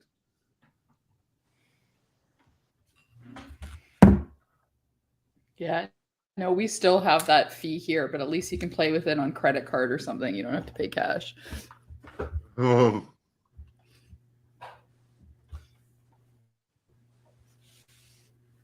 Also, it's not just Knock Airport that has their silly development fee. Vancouver has that too. It's the airport improvement fee. Yeah. Yeah. I think it's $25 now, I think.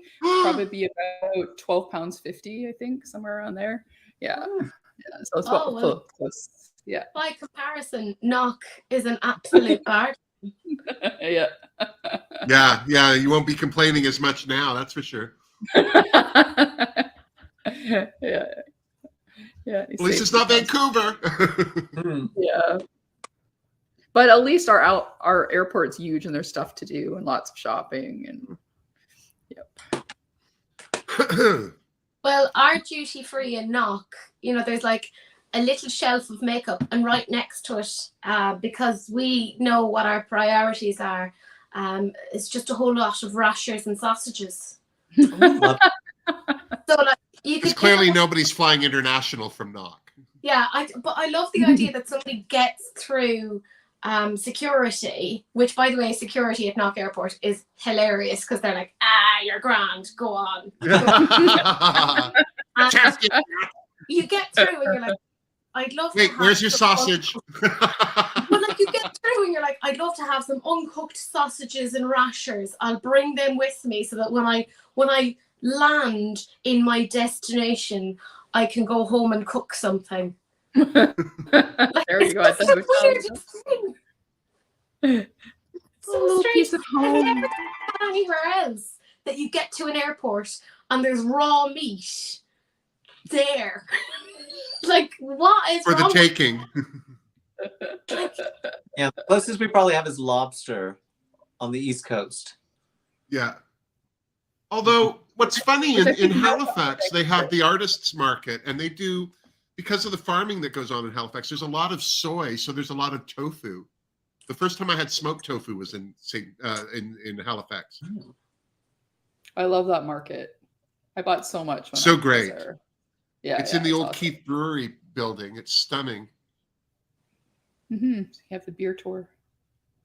And the hotel Yek Yek's puts you up in, or at least used to anyway, was right next to it. So there was no excuse to go. True story.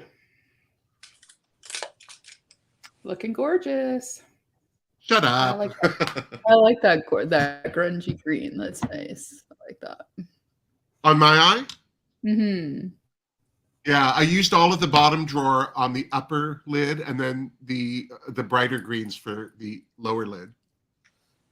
And then I used the gold from Artitudes. I would have used yellow. I think it would have shown up more, but I like the gold because it's a little subtler. I think gold goes well though with a grunge, Yeah. you know. Yeah. Yeah. Thank like you, I think you see it better when I'm closer. Oh, I'm ignoring everybody. Is there someone new here, Teresa? Powell just said, Miss Oh, Wilhelmina, hey. I'm surprised to see you.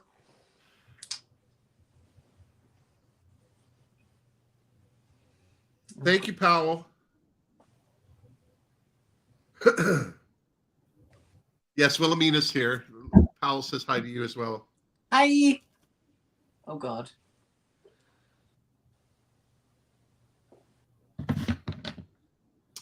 Oh, yes, I was going to do.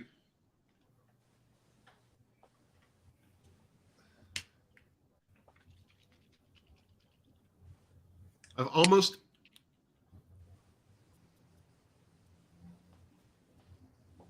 This is my Gourmand Girls Bold and Brilliant highlighter palette. I've hit pan in the gold and the silver. Oh, like wow.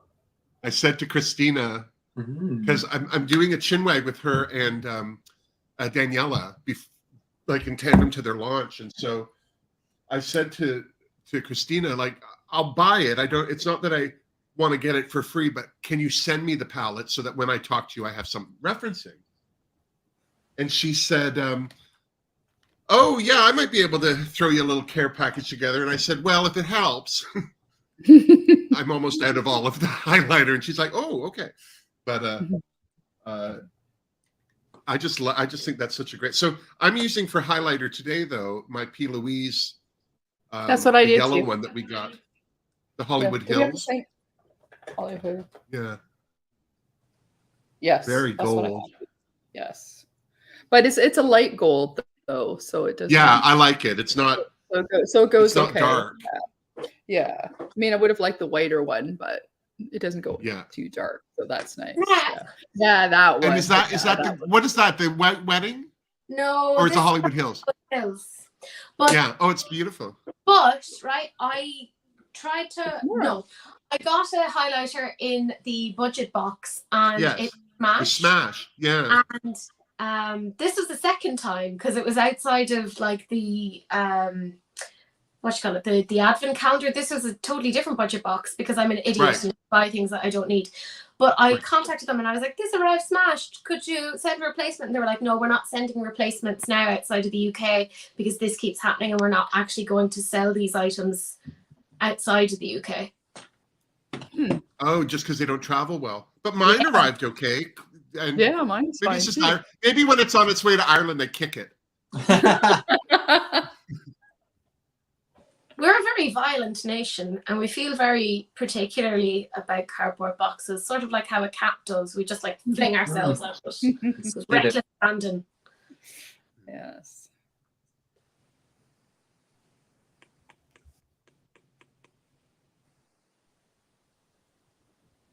Well, I remember it was the Irish and the Quebecers. At the same time in history, it seemed like they were blowing stuff up. And it's been one of those things that sticks with the culture. Like, you know, people make reference to it and they still don't understand why they're saying it.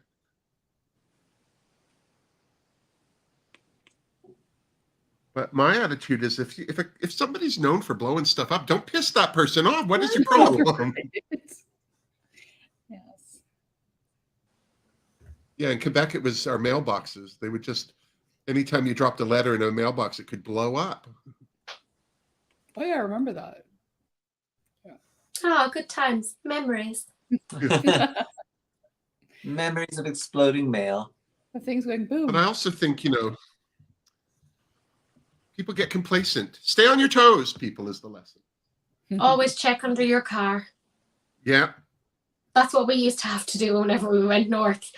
Like, no. You mostly just got really annoyed because it was like, oh God, we can't get to our car. It's going to take us another 3 hours because there's been a bomb found under another car in that street. What the fuck are we going to do until they get this sorted? So we'd have to go and find somewhere to like eat and spend our time and be like, God, I wonder have they managed to disengage it because we'd love to go home now. And we got really like dark about it, like, oh Jesus, but I have an appointment. Yeah. Yeah, I always remember having to get buzzed too. into stores when you're in Northern Ireland, where you got to get buzzed into stores to go in, and they look you up and down to make sure you're okay. If they think you're okay, yeah. It's very the first time I was in New York, that was Times Square. No store in Times Square would let you in. This was the late 80s, early 90s. You had to buzz, and they'd still look at you. It's like, no, that was if they looked at me too long, and then the door would buzz, I'd go, oh no, never mind. You clearly don't want my money, so I don't want to shop here. So thank you. Yeah.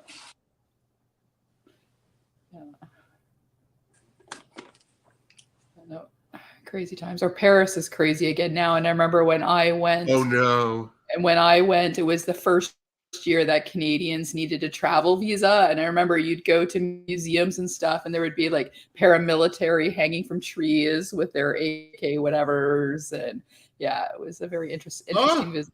Yeah. The first time I was in England, coming back from Heathrow, I don't remember what year this was, but there were some military men in the airport with like automatic machine guns. And I was sitting in like, not in this cafe, but I watched two of them walk up to the cafe. One stayed outside and was looking around. The other walked in and did the U. They met eyes, and the one that had walked through the cafe went, and they moved on. And I'm like, oh shit, who are they looking for? Like, I'd never seen anything like it in my life.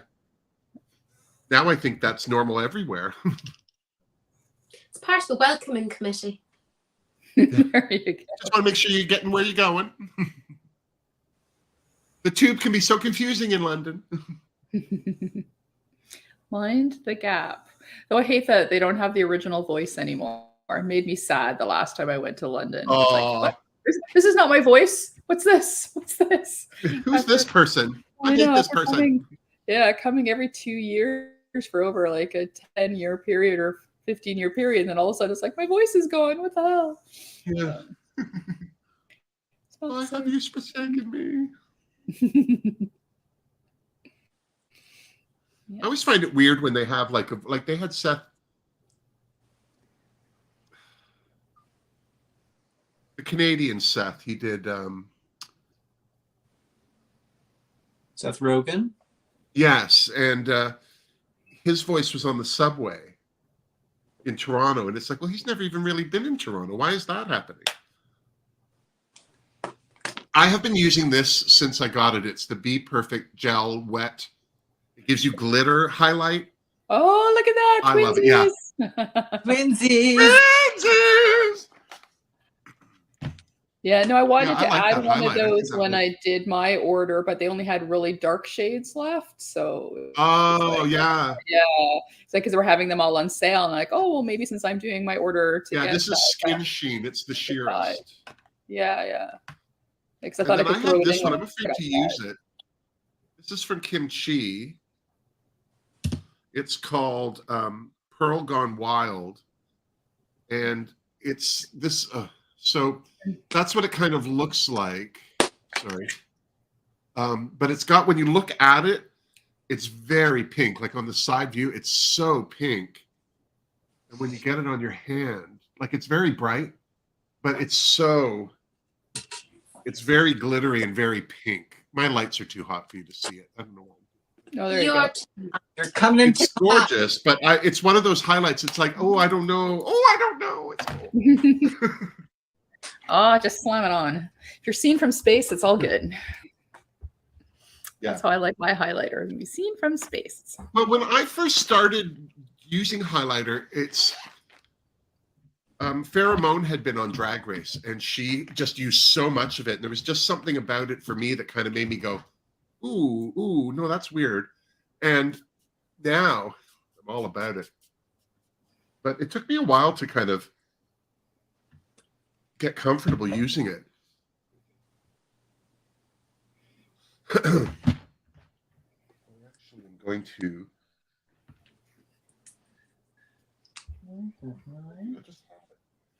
I just had it.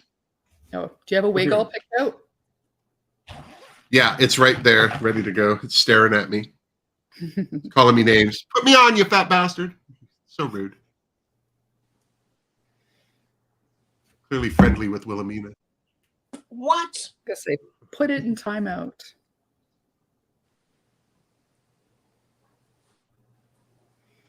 I'm just Coco's using here. some of this. Who? Coco's here. Oh, hey, Coco. Coco Showdown, girl. Yeah, that's it.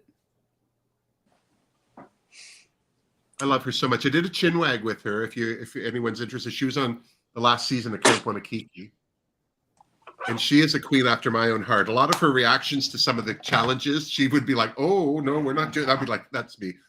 She and I'd be the old aunties off to the side, going, "Oh no, that's not happening." If you're in the Chicago area, check her out. She does a weekly bingo show. She's also getting ready for a pageant. And I'm sorry I haven't donated to it yet, Coco. I mean to. I just haven't. I'll probably do it right after this. But I just love Coco. She's the best. Oh, I was going to do lips. I hate doing my lips. Oh, my lips are terrible. Oh, I'll come back to them. that's probably why your lips suck, is because I'm not good at it either. I'm a bad drag mother, Wilhelmina. I haven't taught you how to do it correctly. Oh, I knew. Passing down your bad habits to your daughter. Just Well, at least you don't have habits that. in general. At least you don't have that two-faced plumping lip liner. Oh my God, what the hell? That's exactly it. What the hell? It was such trash. Who would think that anybody would want that? Burning fire on your lip line. Well, and just the lip line too. Like, Yeah. if I really quantify it, I can imagine they said, "All right, you don't want that burning on your lip. What about the outer rim?" It's like, well, that already sounds like porn. I don't want my outer rim burning ever.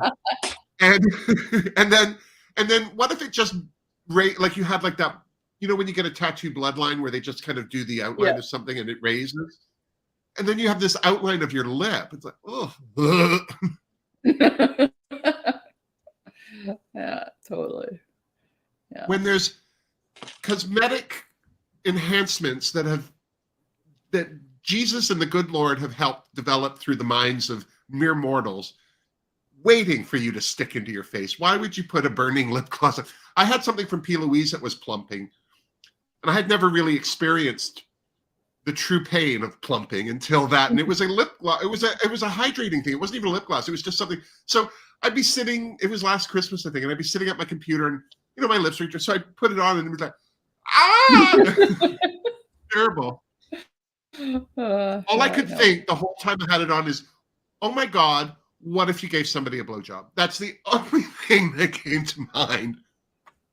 Like, Well, surely you're never getting a second date. But surely ethically. Well, I'm you would already have there, to Chloe. inform. Like you would What's have that, Teresa? like surely ethically you would have to inform somebody.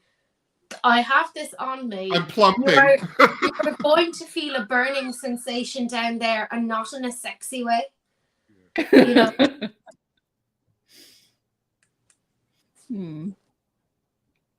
Well, unless they were a glutton for punishment, I guess. Well, I'm sure there's a kink out there for that. Probably. There is for everything else. Could you just sprinkle this cayenne pepper on your mouth and then come over here? Just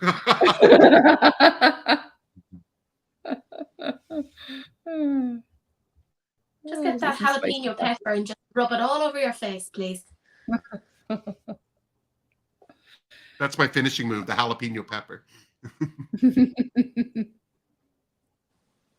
And that's how it gets transformed from a pepper to a popper. Yeah.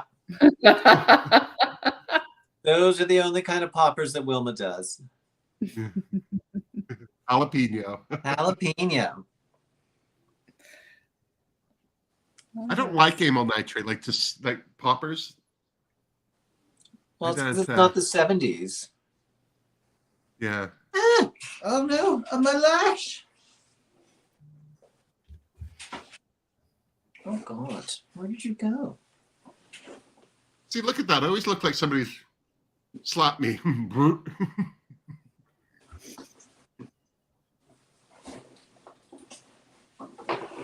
I even put on lashes today. Look at that. I Oh, I rarely, thought so. Oh, you look gorgeous. I Not normally that you don't normally, but But yeah, no, lashes always add. It's these ginormous ones from Amazon. I think Elena and I have the same set, but yeah, they're fun. I did. I made a bunch of new lashes because I've been wearing the same lash for the longest time. How did I lose a lash?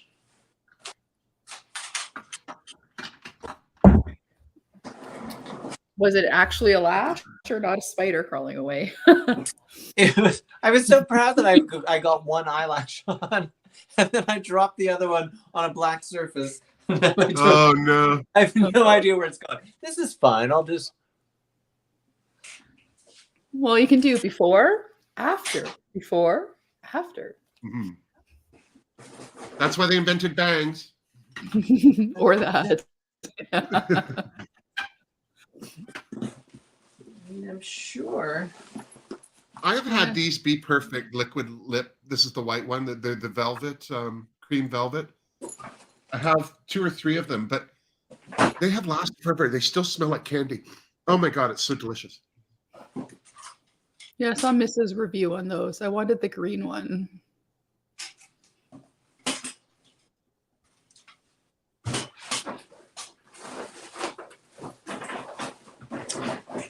Well, that'll be a fun. Okay. I'm still on the hunt for the perfect lip liner. My favorite is MAC Beat. Like that's my go-to, but I want something deeper and Milani has some good shades, but they're too soft. Oh my God, Ace Beauté can eat it. I had one of their lip liners and it literally, I would do one line, I had to sharpen it. Another line, I went from a full lip liner to a little nub in one application. It was ridiculous. Yeah, that one's pretty soft. Yeah. No, MAC did the best liners, but I have one that's about 25 years old around here somewhere. But until they go back to being, or their parent company going cruelty free. Yeah. No, thank you. I mean, well, I heard somebody say that in China they're going to change that jurisdiction, which is why so many companies aren't. They did, but you have to fill out a form, and I don't know how much it costs, but you have to get a form filled out. It costs some money, but Mac's got tons of money, so I don't know why they're not doing it. And once they have that form, it's no problem. But it just seems that a lot of people aren't doing it for whatever reason. But apparently that's all it is, and then you can bring it into the country without animal testing. So nice. At least that's what I've read. So very good, cheap, affordable lip liners are MUA. I think they're like the MUA line in Britain. Yeah, those are really long too. Like yeah, super long. Like this is like a deep purple, and this is more like a pinky toned purple. Oh, nice. Like oh, that's nice. Yeah. That's nice. Yeah, I like that. Yeah. That's why I like the MAC liners, because they're long. Yeah. I don't mind spending $35 because it's a long, like it'll last you a year. If you can't get perfect formula, let me know and I'll pick up some for you and send them on. Oh, all right. Yeah, I'm not like the thing with lip liners for me. It's more like an ongoing like hobby than a bothersome anything. Like I do have about 10 lip liners and they're fine, but some of them are way too light. Like I even got another MAC liner, but I think it's a pink one and it's lovely, but it's all of my pink lipsticks are the same shade. And I don't like wearing nude lipstick, so it's almost useless to me. Oh, that's Morphe.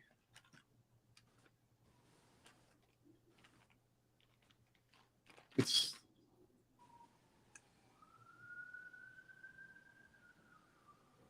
so funny. NYX I don't mind. Oh, Cherry, this is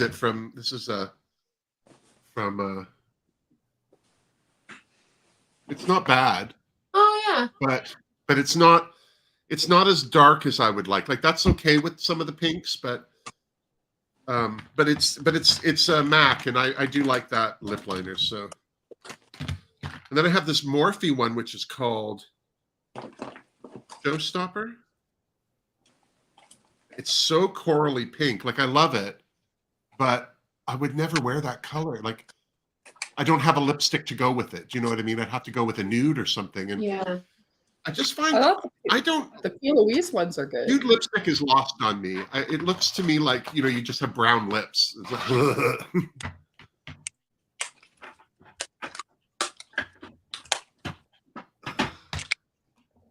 and I'm going to put on my favorite earrings. Lolly Wit beaded these herself. These are beaded hoops.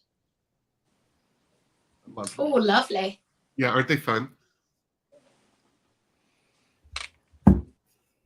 I will spend the next 3 hours getting this one eyelash on. Well, if it's worth doing, it's worth doing well. Well, that first one went on so nicely. I just don't know where its friend ran away to. Let me see. Well, now it's gone. It's made So in your eyelash that you put on. I put an eyelash on, and then I was putting on the other one, and then I dropped it, and I still haven't found where it's gone. Oh, no. So I'm switching to a different pair. Mhm. Okay. Oh, I see. Oh my God! Yeah, I you'll just find had it when the the other vacuum earring sucks in it my up. hand. Ugh. What did I do with it? The dog will wander in with it in her mouth. I'll be like, "Oh, you're eating Yeah. a spider." Yeah, it's stuck in the fur. So my Yeah. mother used to have a partial denture for her bottom teeth. It was just for the front, like 4 or 5 teeth in the bottom. And then it looked like a retainer, the rest of it, like it just kind of fit into the mouth. And she would often, bless my mother, she often was on the sofa, like lying down. She never was sitting up really. And she would take her teeth out and put them on this little thing she called a coffee table. And she had this dog. Well, it was my dog, Sasha, this Lhasa Apso, but this Lhasa Apso already had a huge underbite. And she looked over at her one day and it looked like her teeth were going up the side. She was chewing on my mother's teeth. It was just like,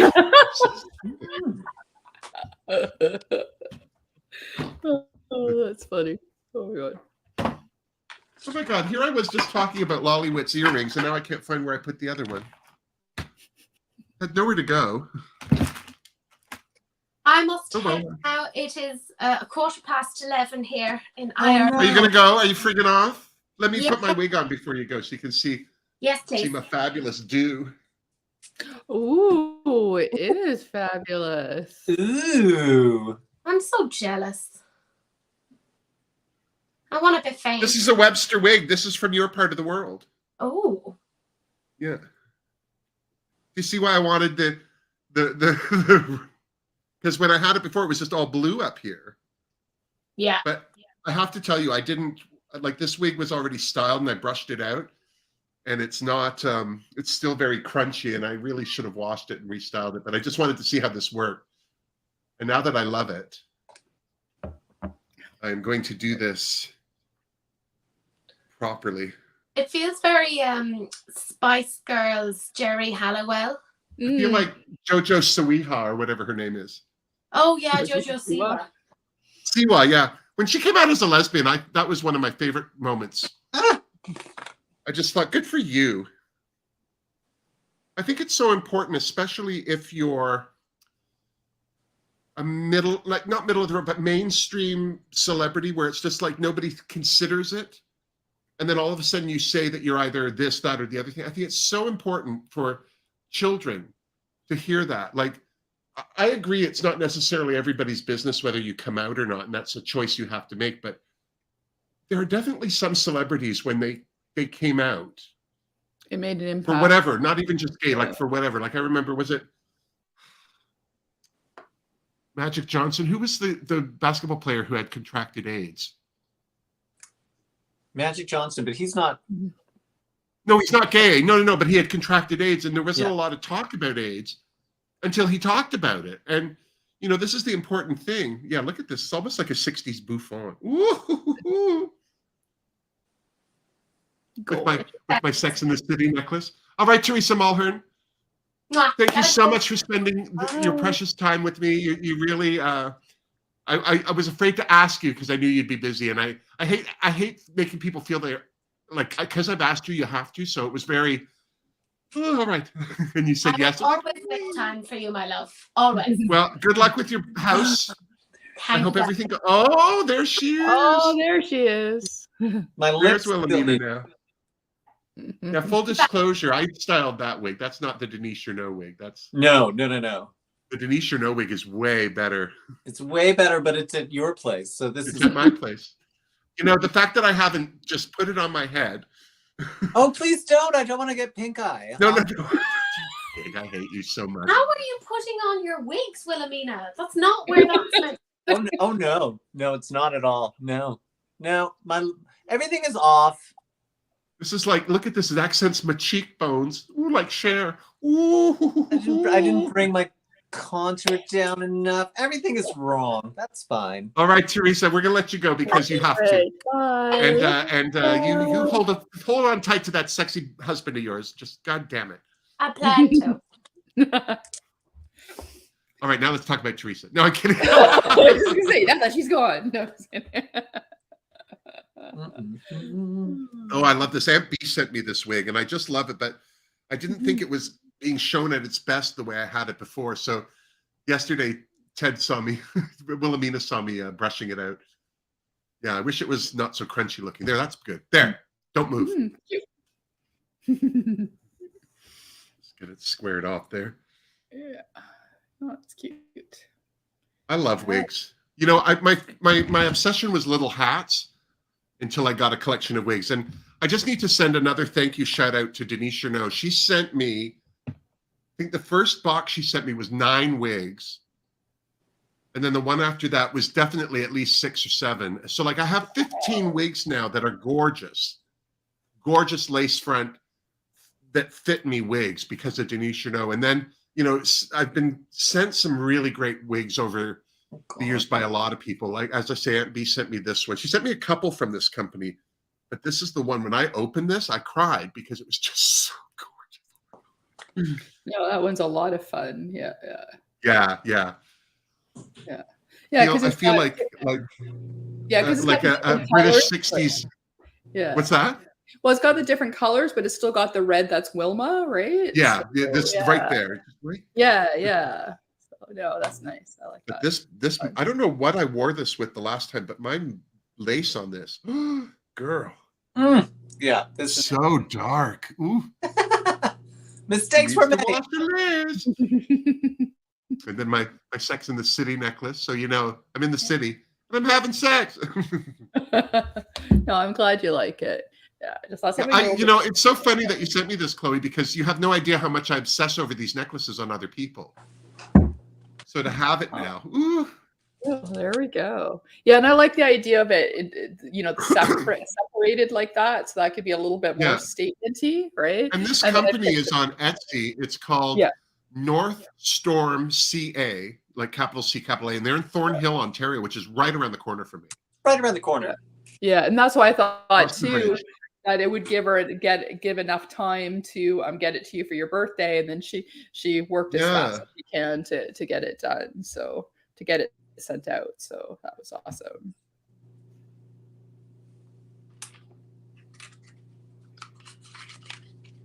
Darcy used to work for Chanel Cosmetics, and she still has her lip liners from there.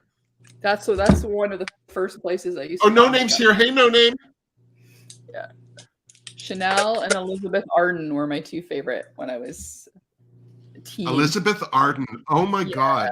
Well, I wasn't even into makeup at the time, but their red lipstick. Red Before Matte came out. Oh. Yeah, I still have one. I finished one, the Red Door one, which is their Yeah. But it was my grandmother's favorite brand. So when I was finally allowed to wear some makeup, it was, of course, my grandma was like, "Oh no, you can't have drugstores." So I got Elizabeth Arden. No. Fancy. You're gonna whore it up. Use the best. When I was in New York the first time, we walked by Elizabeth Arden, and I went up to the Red Door, and I have a picture of me knocking on it. Awesome.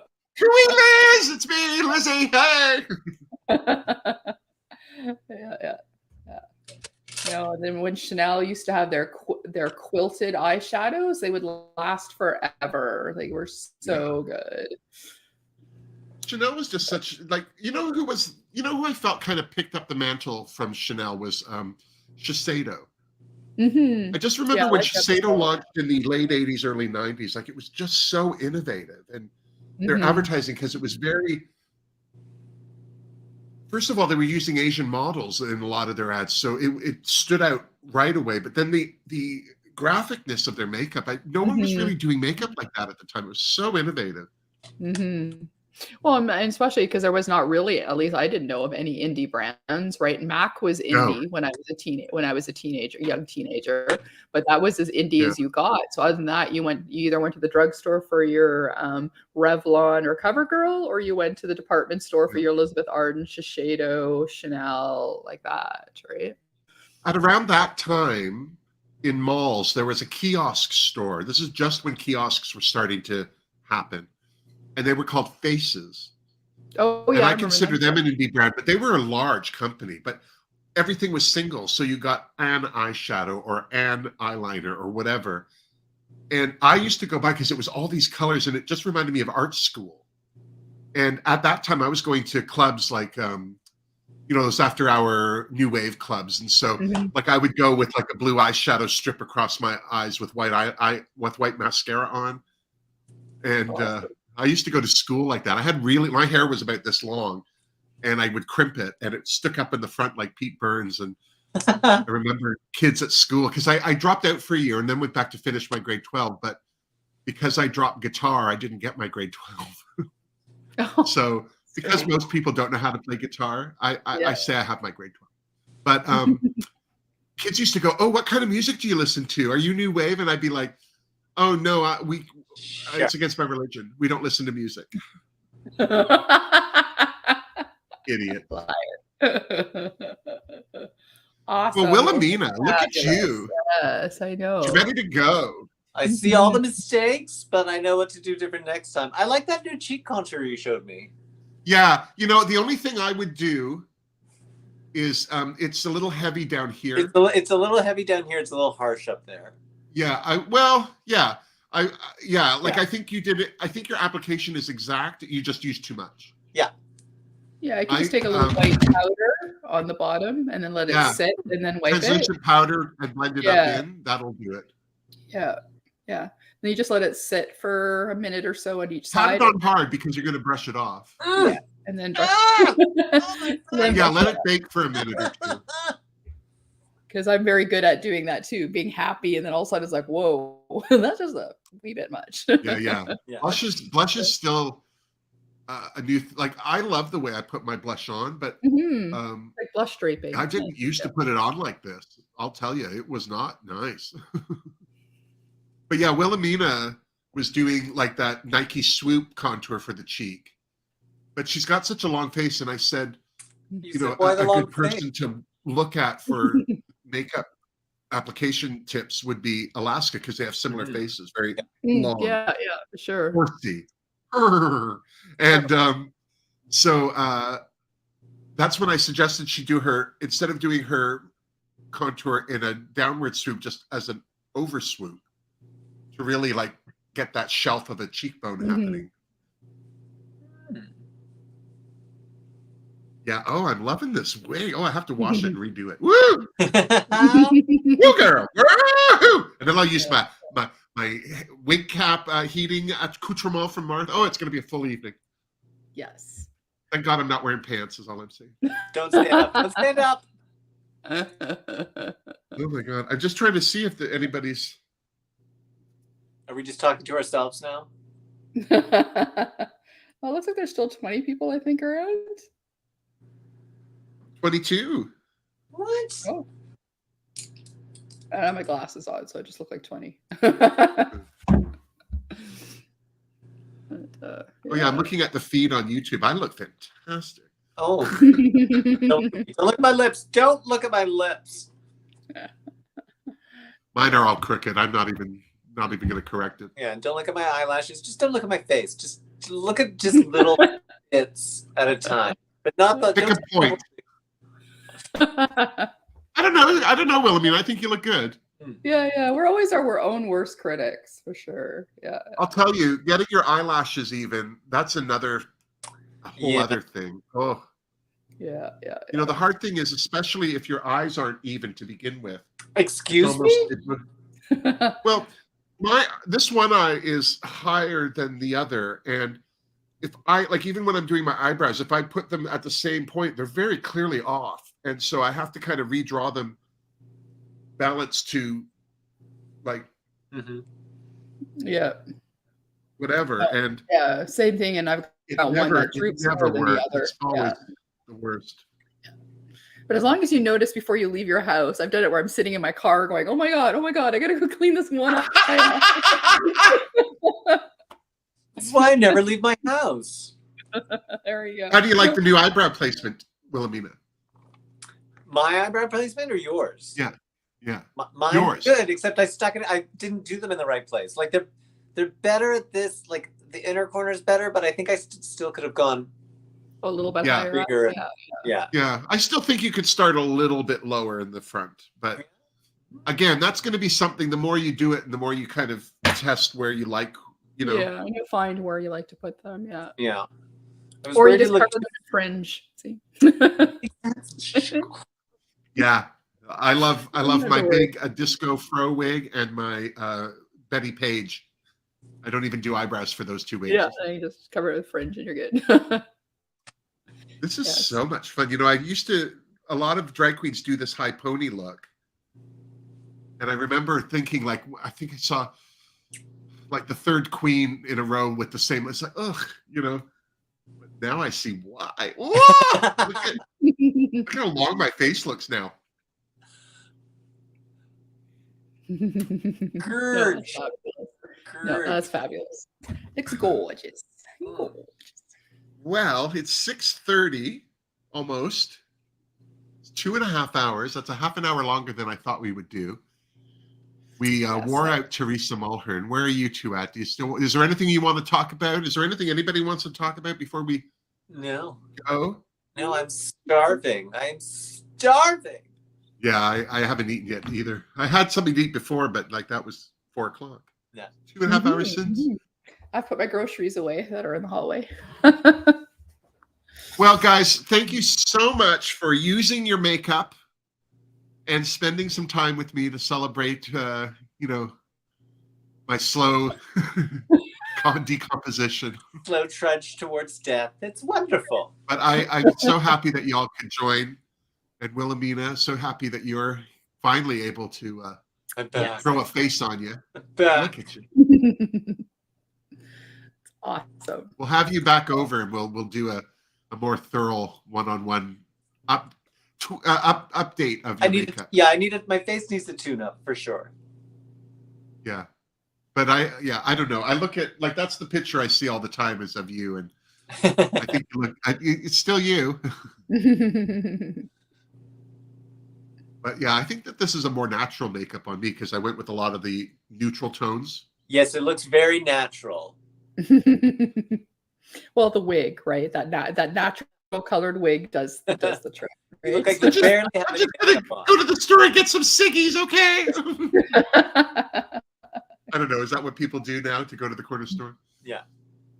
I just like to go and get some chocolate. Oh, speaking of chocolate, I have a huge bag of it that Wilhelmina brought me the other day. Clearly wants me fat. It is the season. It is the season. Yeah. Oh no, this is Christmas chocolate. Thank God there's a lot of wax in it, is all I'm saying.